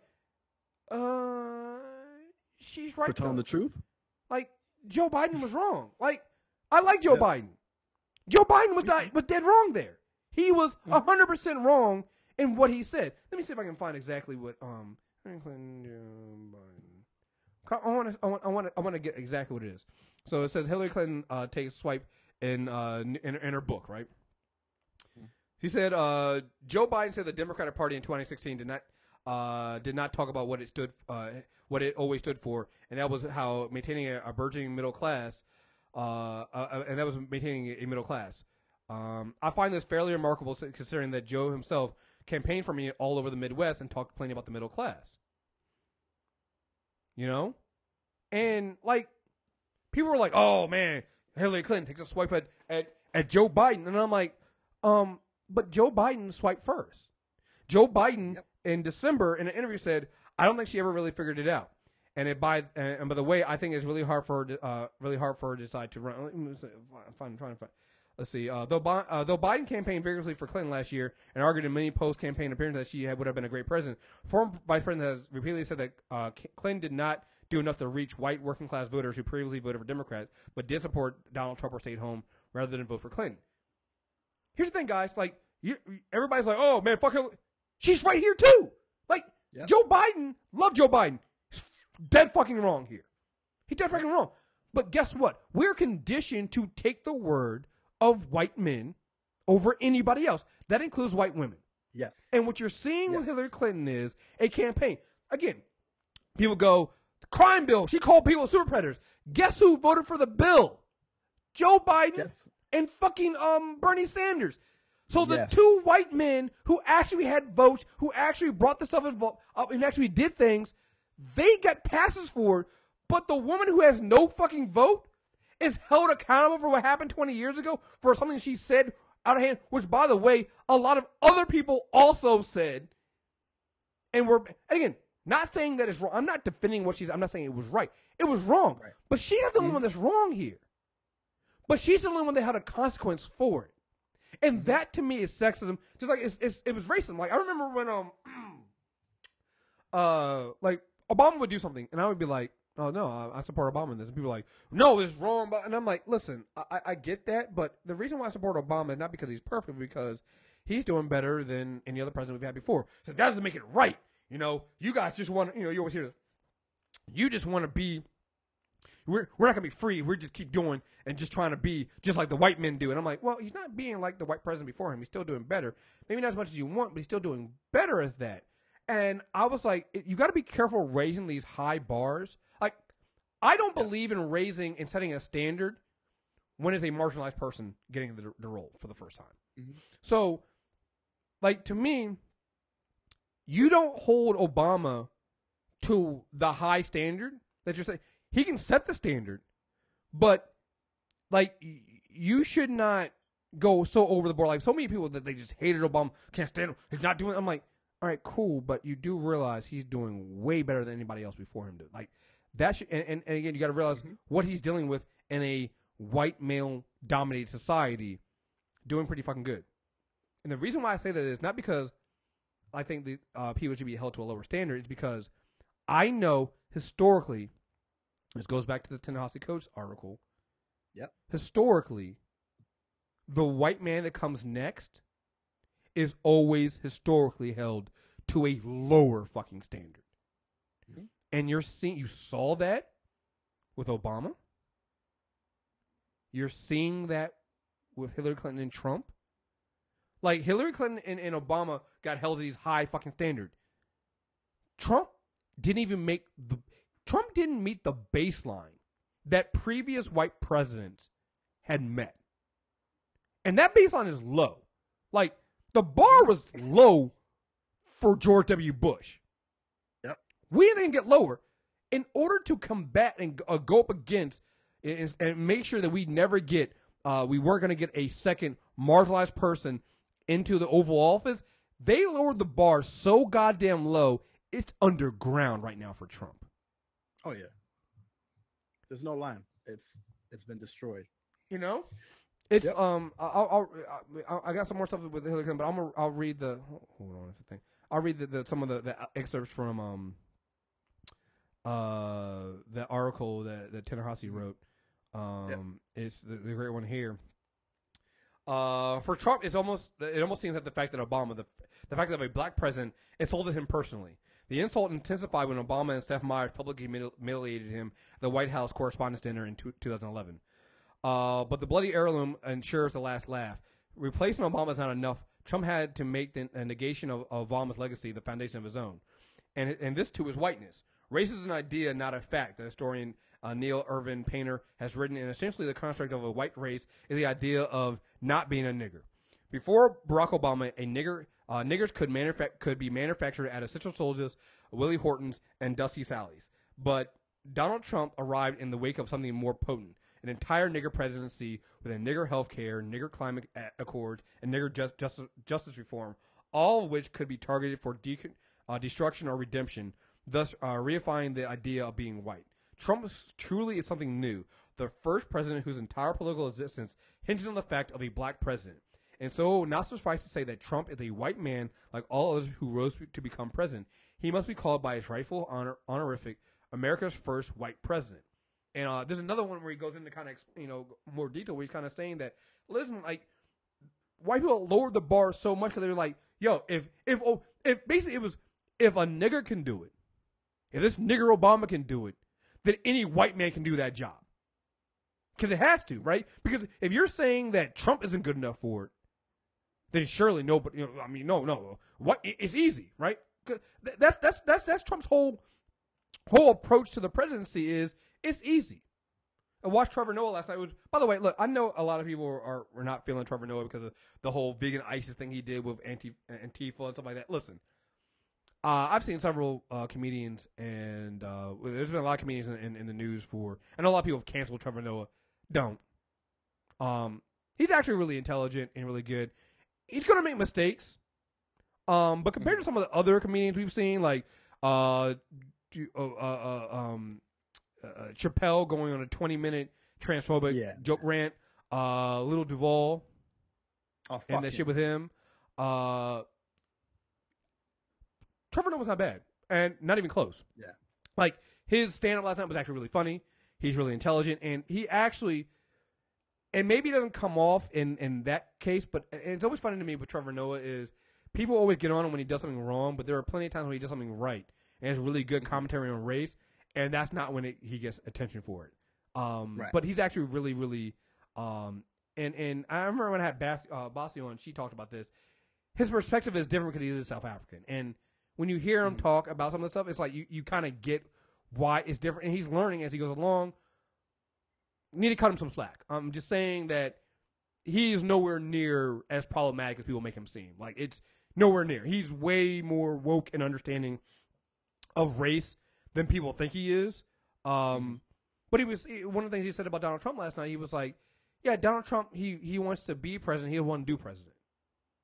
right? He doesn't. Yep. He wants the accolades, but he doesn't want to actually do anything that comes with being that. And to be perfectly honest, white people in America didn't elect him to do president. Yep. They elected him to be like to basically ease themselves into going, whew, okay, fine, we got some whiteness back in the White House. It's okay now. It's fine. You know, we did it. You know, nobody wants to admit that the reason why some of those white people who actually need to look at it, a lot of them didn't vote for Obama in 2012.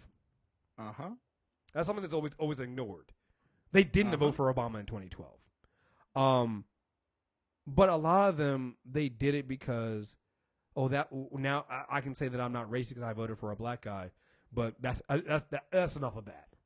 Let's get back to let's get back to what we should have right now, which is more whiteness in here. So, but yeah. So going back to Hillary Clinton, you know, and this stuff.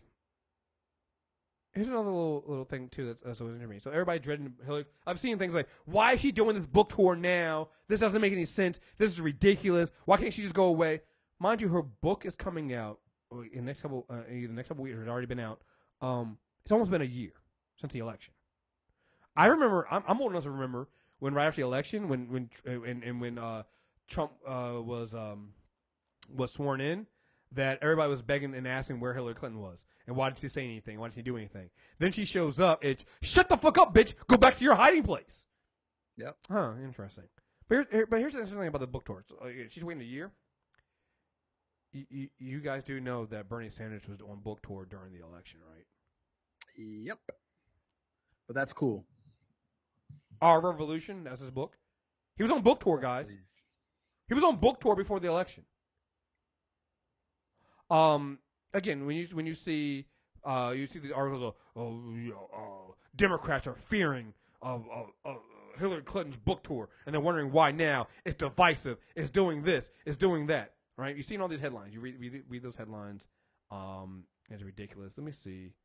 I'm trying to find the one that came out in December about Bernie's book. It basically said that Bernie's book tour is turning into a therapy session. Yeah, here we go. In the wake of Trump's win, a Bernie Sanders book tour becomes a group therapy session. Meanwhile, Hillary Clinton is basically told to shut the fuck up. No one wants to hear from you. And we talked about it, right? We talked about coding when people say things and you know deeper what they're trying to say. It's very clear. So we can't deny that. And as men, as black men, you and I are here. We have your platform to talk about this shit. When we see sexism, we need to call that shit out every time. Because if we don't, then again, just like Ta-Nehisi said at the end of the article, we'll become complicit in it. And so what is your purpose? Is your purpose to fit in and just be like everybody else and kind of perpetuate this white supremacy over and over again and this sexism? Even though we know what's right from wrong, you know, if we respect women, then we have to fucking prove it.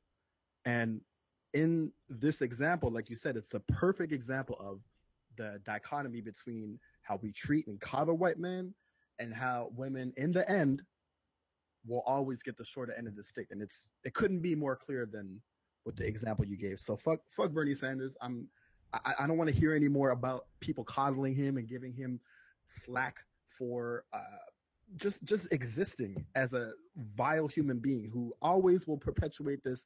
Oh, Hillary didn't have it, and she cheated. And he's a crybaby. He's the real loser. Like Bernie's, I now remember what Bernie had said on the. He's like, she's blaming everybody else for losing to the worst candidate in history. I'm like, you lost to her. But I'm like, you lost to her.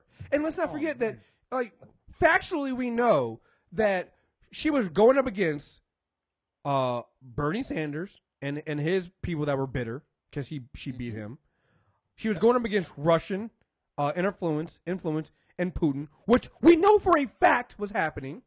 She was going up against lies and the FBI going about the investigation in her emails, which we turn out to amount to nothing.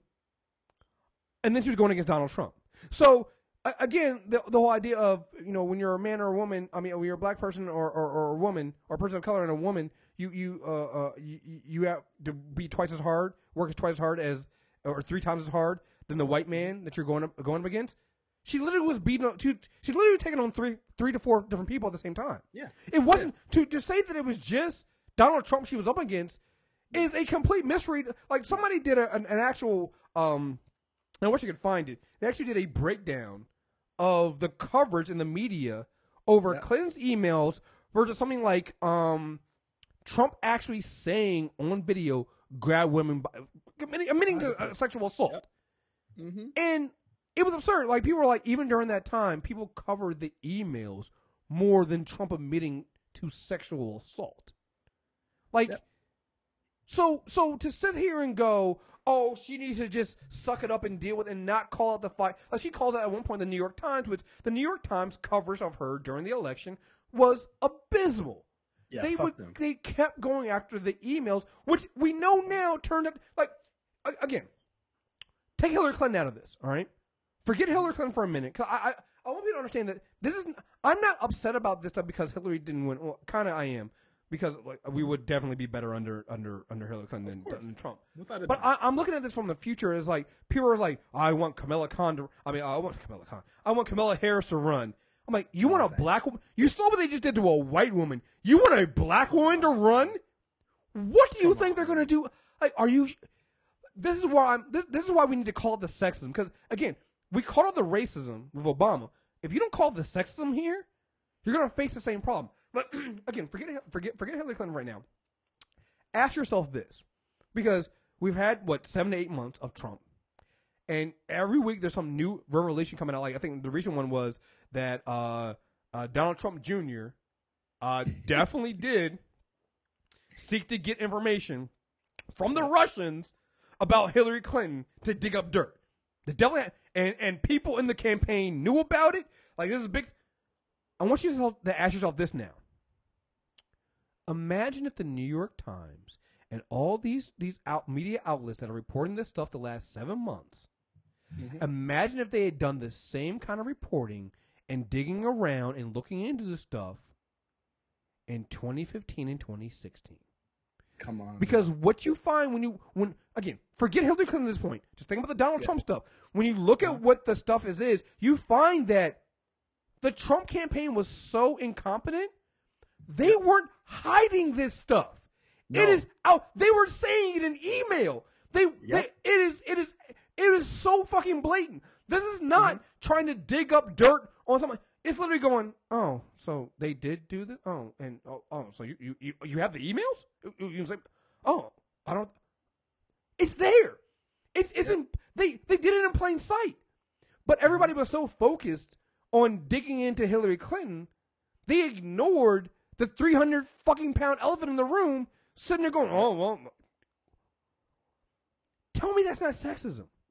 Forget how you feel about Hillary Clinton. Ask yourself how any of the stuff you're seeing. Ask yourself how Michael Flynn chanting "lock her up." Oh, come on.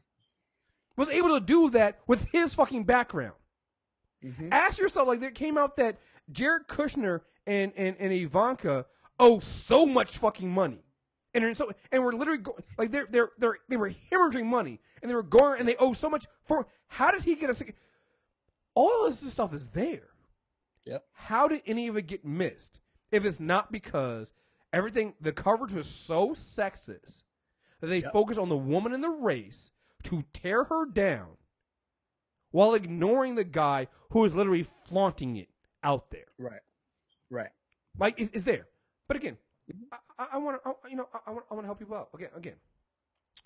People hear, Bernie versus Hillary Clinton, and they go, well, see, you're just mad because Bernie Sanders. Fine, let's take Bernie out of it. Let's compare what happened after another election with another loser. Here's what happened with Mitt Romney, right? Let's see what happened with Mitt Romney, all right? So after Mitt Romney lost to Obama in 2012, and I want to set this up. Mitt Romney is a 2-time loser who they tried to recruit a 3rd time in the last election. Mitt Romney lost he lost in a primary to McCain in 2008. Yeah. He comes back, he wins the primary in 2012, but then loses to Obama in the general election.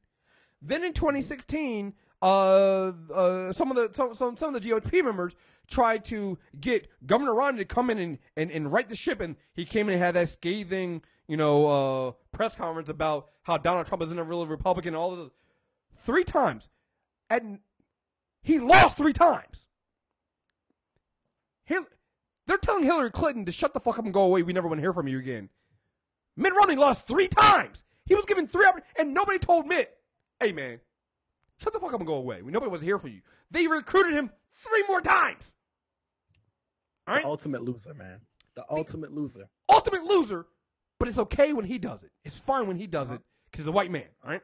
Even better. This is an interview from March 2013. And again, read the interviews that they did with Mitt Romney after he lost, and then read the ones the articles they do on Mitt Romney after he lost, even if they're not interviews. Then read the articles that are about Hillary Clinton and her book after her loss or things like that. And again, coded language. Look at the tone. Look at how they look. Just look at the tone and read the tone and how these things are written versus how they're written about this 3-time loser white man. Yep.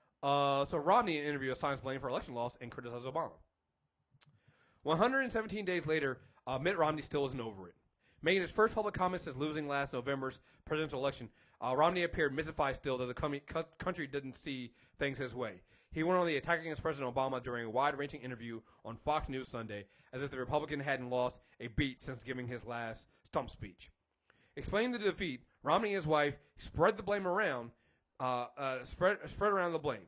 Mitt blamed Obama winning over so many blacks and Hispanics by enacting universal health care, and to a news media she believed unfairly caricatured her husband. Yet although Romney said, you'll rehearse all the mistakes you've made, Romney mostly did not dwell on his own failings as a candidate. Romney insisted he is getting on with his life. Fox showed him pushing some grandkids on a swing set and cradling his youngest in his arms. But he revealed flashes of pain. For him, the White House forever will remain an unfulfilled destiny. I look at what's happening right now, and I wish I was there, Romney said. It kills me not to be there, not to be in the White House during doing what needs to be done. Until Election Day, both Mitt and Ann said they thought they would win. We were a little blindsided, Ann told Fox anchor Kriss Wallace. She seemed more heartbroken than her husband, saying she cried since he lost on November 6th. You know the great Princess Bride line, mostly dead, she said. I'm mostly over it, but not completely. And you have moments where you go back and you feel sorry of the loss. And so, yes, I think we're not mostly dead yet. Again, they're humanizing this motherfucker. Now let's go back to the 2012 campaign and remind you some things that Romney did. Again, he blamed, let's see, I want to get the exact line he did. Romney, this is November 14th, 2012. This is like a week or so after the election. Saying that he and his team still felt troubled by his loss to President Obama, Mitt Romney on Wednesday attributed his defeat in part to what he called big policy gifts that the president had bestowed on loyal Democratic constituents, including young voters, African Americans, and Hispanics. In a conference call with fundraisers and donors to his campaign, Mitt Romney said Wednesday afternoon that the president had followed the old playbook of using targeted initiatives to woo specific interest groups, especially the African American community, the Hispanic community, and young people. In each case, they were very generous in what they gave those groups, Mitt Romney said, contrasting Mr. Obama's strategy to his own, talking about big issues for the whole country, military strategy, foreign policy, a strong economy, creating jobs, and so forth. Mr. Romney's comments in the 20-minute conference call came after his running mate, Representative Paul D. Ryan of Wisconsin, said on Monday that their loss was a result of Mr. Obama's strength in urban areas, analysis that did not account for Mr. Obama's victories in more rural states like Ohio and New Hampshire. Do you see how they're writing this stuff?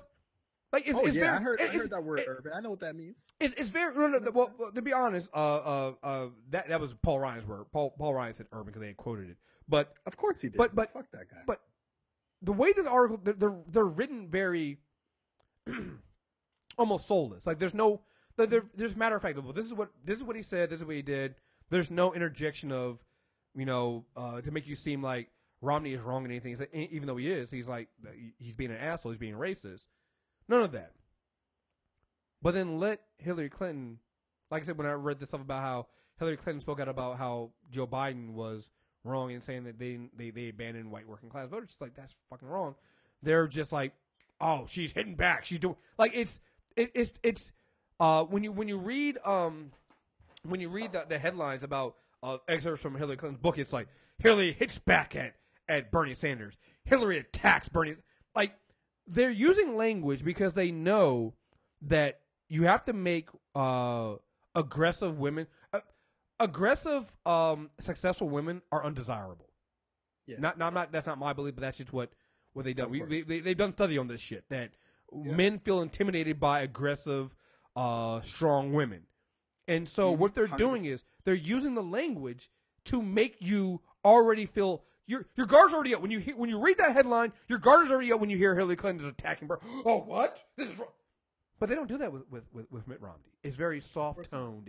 You want to understand that he's going through some things right now. It still stings a little bit, and he's hurt. At no point does anybody say that Mitt Romney needs to do some internal looking into why he lost. Nobody's saying that Mitt Romney and the Republican Party needs to do some soul searching. None of that happens.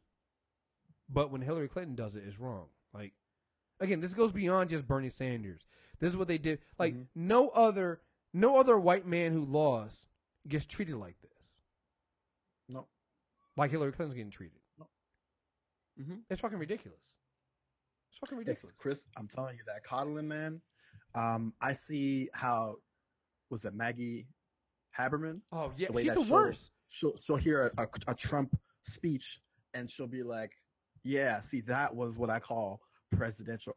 Or fucking our homie Van Jones will start tearing up and be like, you know what?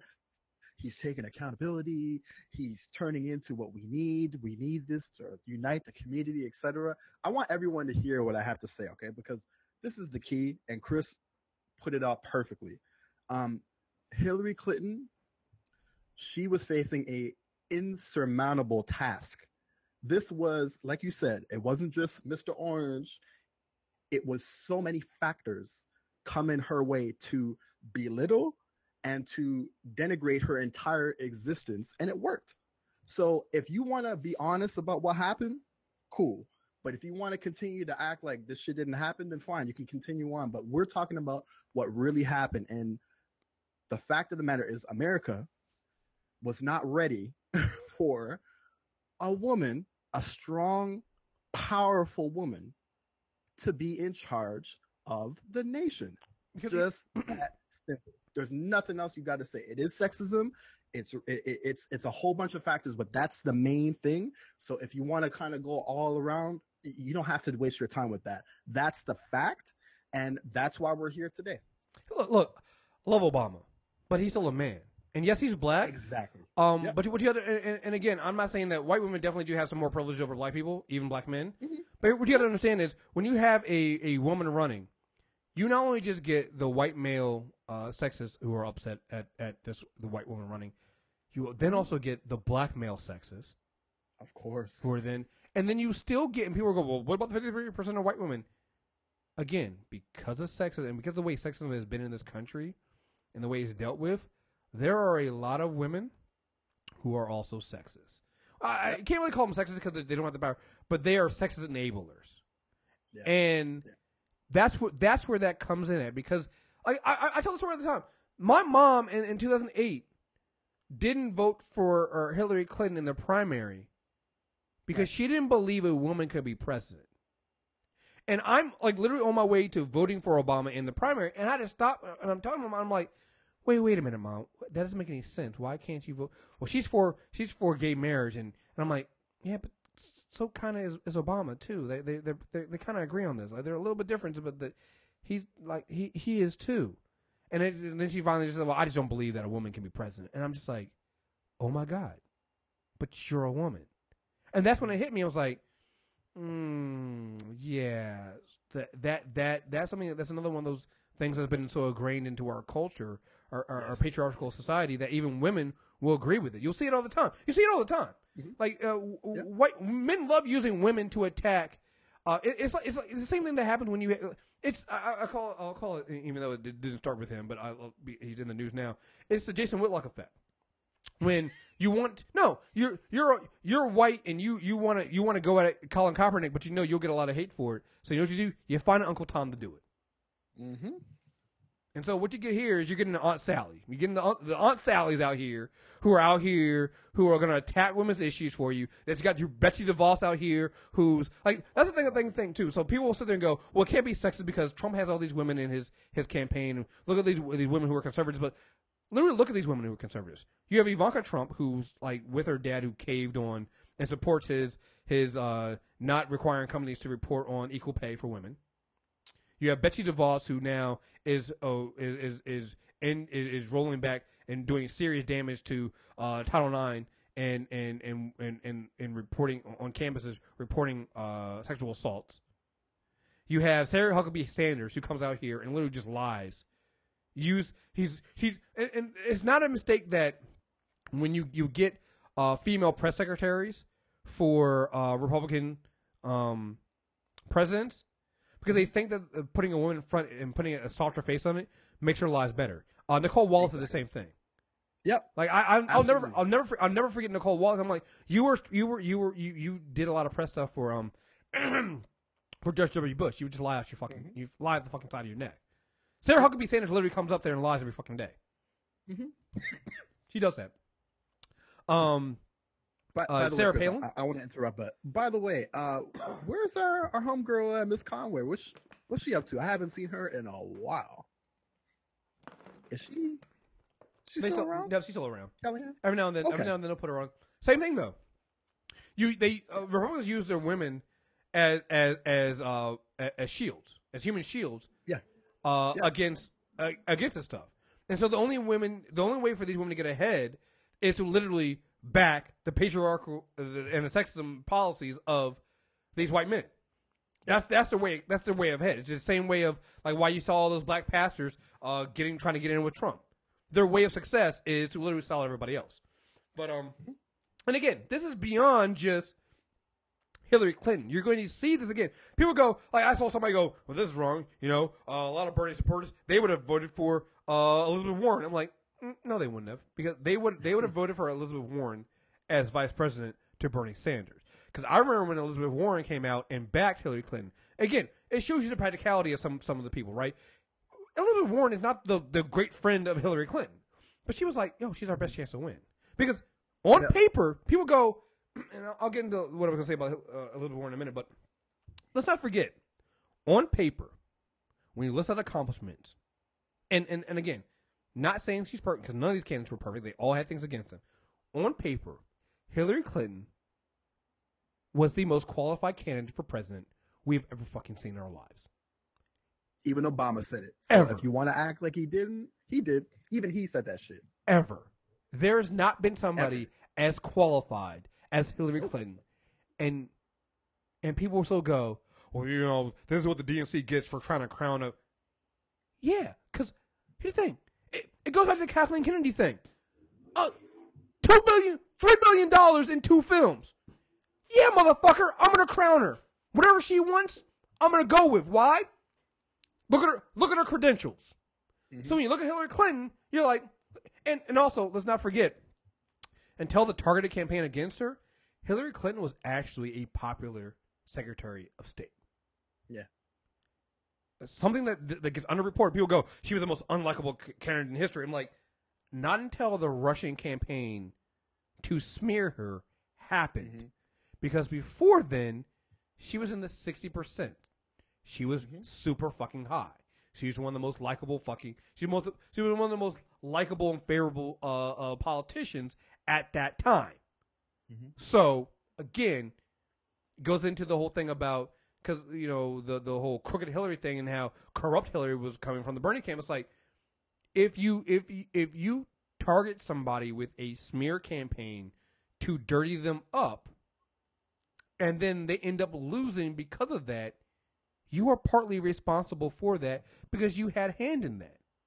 You threw, you did it, and you didn't do enough to try to undo it either. So, but anyway, but going back to Elizabeth Warren, when she didn't back Bernie Sanders, those same supporters that would back her shitted all over her.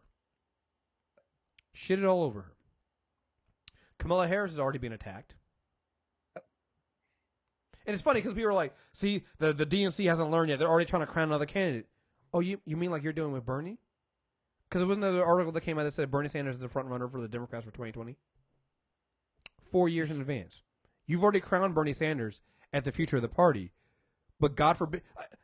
again, it just hit me again. Think about this. People got mad because the DNC crowned Hillary Clinton as their candidate to back because she's literally the most qualified candidate in history. But right now they're saying that if you don't back Bernie Sanders, you are wrong.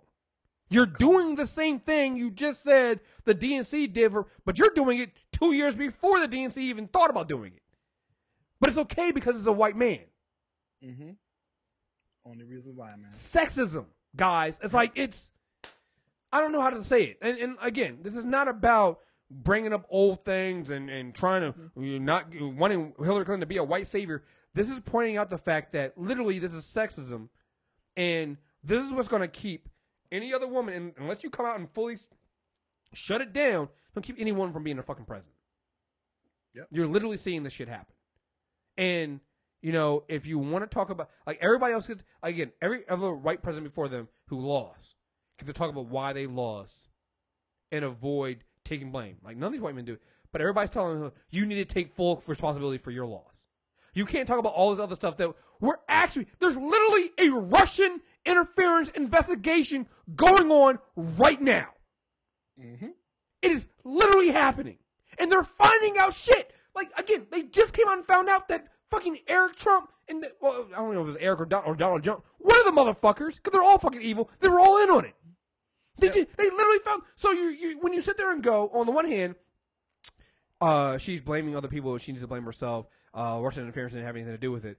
But then there's also literally a wide scope investigation going on that is literally finding out something every fucking day. That doesn't square with the facts. Nope. Anyway. They just want to deflect, Chris. They don't want the truth. They can't handle the truth. They can't exactly. They can't handle the truth, man. You know what I'm saying? The movie said it, man. It's true. They don't want it. They want to deflect. All they want is to preserve their purpose. And we all know what that is. So again, this was an impossible. Not even Barack could have fucking pulled this shit out in November of 2016. It could not have happened. Nobody could have overcome that coordinated effort that wasn't just, like you said, in that party or one specific person or a candidate. It was international espionage, man. This shit was literally a coordinated effort to destroy her, and it worked. And here we are. So are you happy now or what? Because you might as well be, because you got what you want. So what the fuck are you complaining about, man? You know what I'm saying? That shit drives me insane. Because like you said, now all they want to do is shut her up, make sure she knows her role, which obviously she's going to say what she needs to say because she's a strong, powerful woman, and I respect the shit out of her for being like, you know what? Fuck that. I'm going to say what I have to say. I'm going to write my book. I'm going to keep it real. Yeah, Joe Biden, I'm calling you up. Yeah, Bernie Sanders, I'm calling you up. Yeah, DNC. Yeah, RNC. Yeah, everybody. If you have any hand in getting us to this point, then you're complicit in it. And I'm going to call that shit out. So good for her, man. I support her. 100%. Like, and again, like, it's also this, like, transference of sexism, too, where Ivanka Trump avoids a lot of blame in comparison because it's Ivanka and her husband, her father is Donald Trump. And so she gets to not really do anything, but gets the president. Never forget, anytime Chelsea Clinton says anything, she is vehemently, she is attacked. And she's always right. She comes right with the facts, the receipts, and everyone just cries like a baby and goes, "Oh man, you're just jealous because your mom sucks and she's a loser." Da, da, da, da, da. Right. Okay. So Chelsea Clinton better not run. She better not run. So she can't run for office. Yet and still, Ivanka is literally has a position in the White House and is getting paid for a position that nobody actually knows what she actually fucking does. And it's okay though because she maintains the status quo of sexism, so it's kind of okay. And nobody's going in on her like they do. Like if Chelsea Clinton runs, she will be ravaged, but nothing happens with Ivanka because again, one's a strong, independent woman who says what she wants to say, defends her mom, defends other people, and is doing all this stuff. So she needs to be shut down and knows her fucking place. But Ivanka, knows her place because she goes and asks her dad, "Daddy, can I come on the plane with you?" Because one knows like you said, one knows her place, one doesn't. Chelsea defends her mom, but even more so than that, she defends the truth. And that's exactly what they don't want to hear. They don't want to hear reality set in, and therefore they're going to they're going to diminish anything that she says. Look, Chelsea went to fucking Stanford and Oxford. What the fuck are Ivanka Trump's qualifications? I'll wait. That's a good point. Where did she go to school at? I don't know. And guess what? I'm going to assume, and even if she did go, it's going to be some fucking corrupt bullshit because I bet you she got a free ride. Well, it's like what happened to her husband. Didn't have to go to class. Yeah. Fucking Jared. They were what's his name? Yeah. There you go. So you tell me, what are her qualifications which makes you believe that Chelsea Clinton is either less qualified or has less of a reason to speak her mind than this woman over here who, like you said, needs to get a pass to get into her father's plane. Yeah, it's fucking it's absolutely it's like I said, you gotta call shit out. She went to Georgia. It's not about qualifications, Chris. We know this now. It's not about criteria. It's not about qualifications. It's not about your references. It's about one thing. We know what it is. Let's not complicate the shit. It's not about all the other shit. It's all distraction. That's all it is. It's to distract you from the truth so you get caught up in their game, which means they won, right? Mm-hmm. There you go. Yeah, she went to Georgetown. She has a business degree, and then went to a Wharton Business School. Whatever. All right. Yeah. Okay. So all right, let's move on.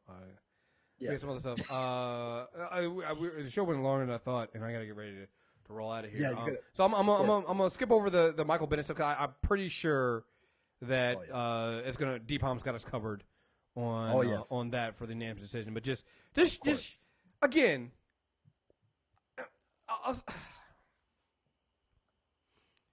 we've been saying that this shit's gonna happen this shit has been happening to rich black people. I brought up the Blazer who got his leg broken before the playoffs by the NYPD. Cephalosha. Yeah. The NYPD broke this NBA player's leg.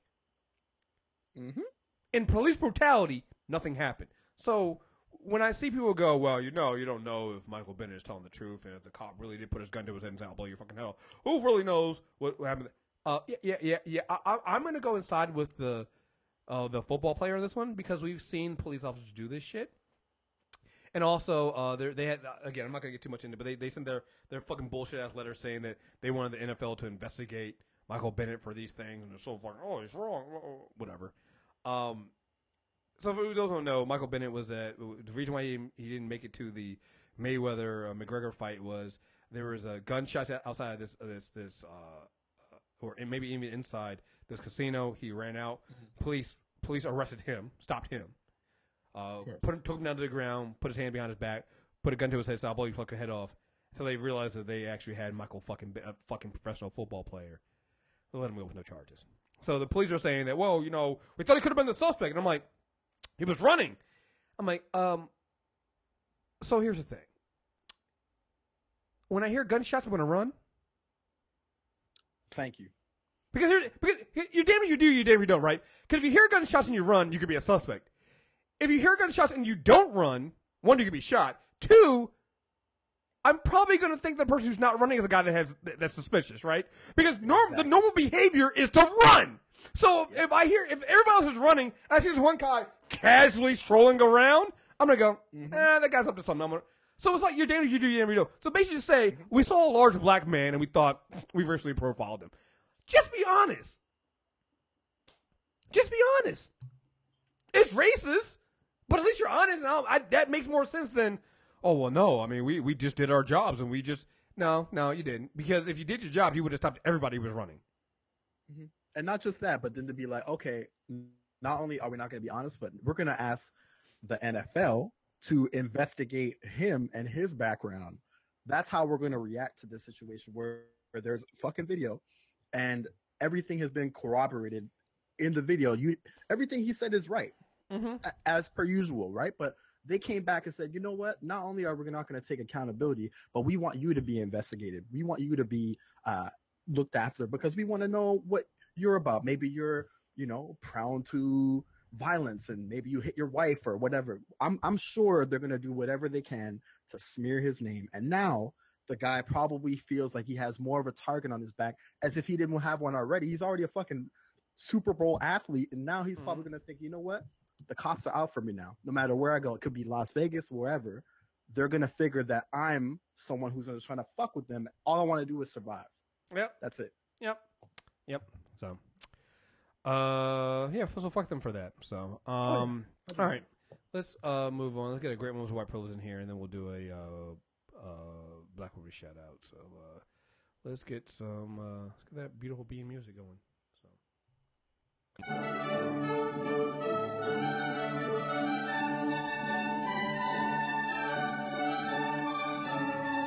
All right, great moments on white privilege. Now, this is a first for me because I am not 100% sure of the race of the people that are in this article. So this is kind of a shout out to Black Guy Tips. This is kind of a guess the race, although I'm fairly certain that I can assume these are white people. I'm sorry. I'm being a little racist here. Being a little racist. I admit this. I will own my racism here, but I'm pretty sure. Let's see here. Stop. Oh God, it's restarting. Hold on. The article's coming out. It's basically this is the article about. I don't know if you guys heard, because we got a lot of natural disasters going on right now. Oregon has a massive wildfire going on. Teens suspected of starting a massive wildfire, state police say.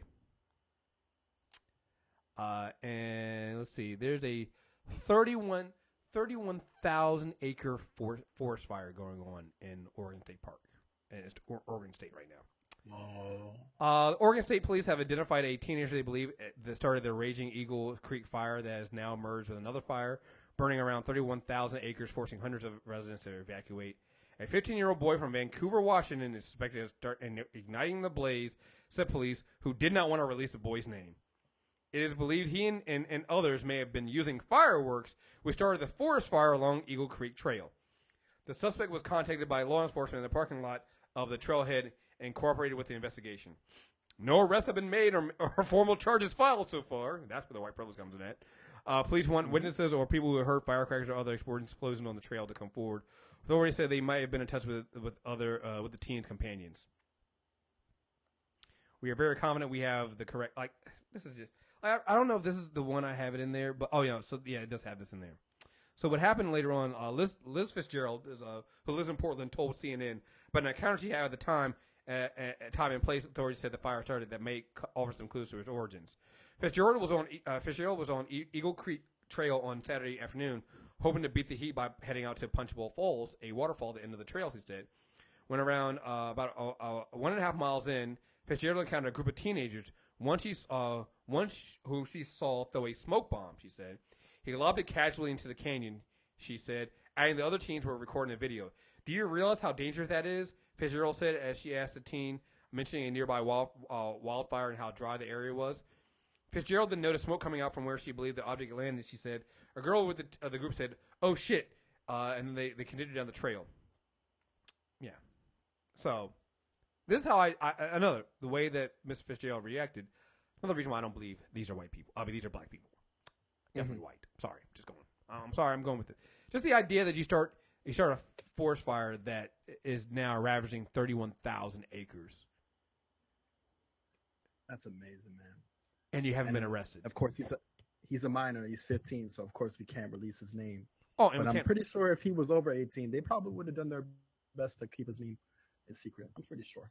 That and they didn't arrest him either. Oh, yeah. Of course. And even if they do, I guarantee you it'll be like community service. So. Oh, yeah. He was a lone wolf, Kriss. Hey, man. Yeah, even though it was with a pack. Lone wolves still, lone wolves come together, they're still lone wolves even though they're in a pack of teen, it's whatever. It's fine. Oh, yeah. Oh, man. All right, Black Woman shout-out time. I'll go first. I want to knock this out. I know last week, in front of all the shows, we were putting in the links to donate directly to Black women affected by Harvey. I was wondering if somebody had done the same thing for Black women in the path of Irma, and they actually have. There's a link for that. It's all the same. It'll take you to both the Harvey relief ones and for the ones in for Black women in Miami. Just go to supportblackwomen.com. It's that simple. I can't believe that nobody had that name before. I was just going to say that. Yeah, supportblackwomen.com. You go there, and they'll have the links for Harvey relief victims, and also for those in the past for Miami. They're coordinated by different. I think the one that's coordinated for Miami is Brittany L. Williams. And you can go to each one of these, and that'll help support relief efforts. And I would just say bookmark that page, because I believe there's probably going to be just like CT Pinbox was something big. There's probably something that's really big. That's another way of basically getting money directly to Black women who need the support, who are affected by this. And hopefully this will turn into something big and can help. So there you guys have. That's my Black woman shout out for today. Rich, who do you got? Yeah, man. I have Cadet Simone Askew, who's the first Black woman in the 215-year history of West Point to be the top cadet at the military college. In addition to her impressive rank, she's on the crew team. She's studying international history and hopes to become a military intelligence officer after she graduates. So, of course, her being the first, we all know what happens being a pioneer of anything. She's going to have to go through it. So I honestly pray for her, because just hearing the fact that it's the first Black woman in 215 years means it's going to be tough. But I pray for her, man. And also in a way, Joyanne Reed, man, Joyanne every day, she comes with it on Twitter. One of the greatest Twitter follows of all time, brings it on her show every day. She's the only voice to me for MSNBC that exists that is worth your time. So shout out to Joyanne, and shout out to Simone Askew. Great work. Awesome. Cool. All right, man. So that's the show. Yeah, we did a lot. Yo, hey, Rich, tell people where they can find you and where they can get you at, man, please. For sure, man. At Rich Jones 15, RICHJONES 15. And I'm going to tweet a couple things, a couple ones that we didn't get to. Maria Sharapova, by the way. All day, every day. I'm sure everybody knows. Another great moments in white privilege. I'm sure you'll be shocked that happened in Canada, but it did. So hopefully no white people come up to me and do that, because if they do, I'm not going to be as nice as the guy who gave her love and security in that moment. So shout out to everybody who listens to Insanity Check. Kriss, you're the best. Appreciate it, man. Can't wait to come back on. And shout out to MTR for sure. Thank you, man. Thank you. And everybody, you guys know we did the Patreon stuff at the beginning. Definitely do that. It helps us out. And Insanity Check. Hit up Insanity Check on. Subscribe to the individual feeds that make you. Because again, we got so much content coming out. If you just subscribe to the MTR network feed, you're gonna miss a lot of stuff because it's just so much content coming out. So subscribe to each of the individual feeds. So the individual feeds right now: Secret Sauce, Insanity Check for this show, Super Tuesday recap, Character Corner, Unanimous Decision. Nostalgia. Oh well, those are all the premium stuff. So the premium stuff, they don't have the stuff like that, but all the stuff in iTunes. And movie trailer reviews. That's actually the movie review stuff. Put that stuff out there. So all those 6 things, get on them, subscribe to them. That way you can make sure you always get the right episodes in your feed for the network. So again, folks, I thank you very much for listening. Until next time, we are out of here. Peace. Peace.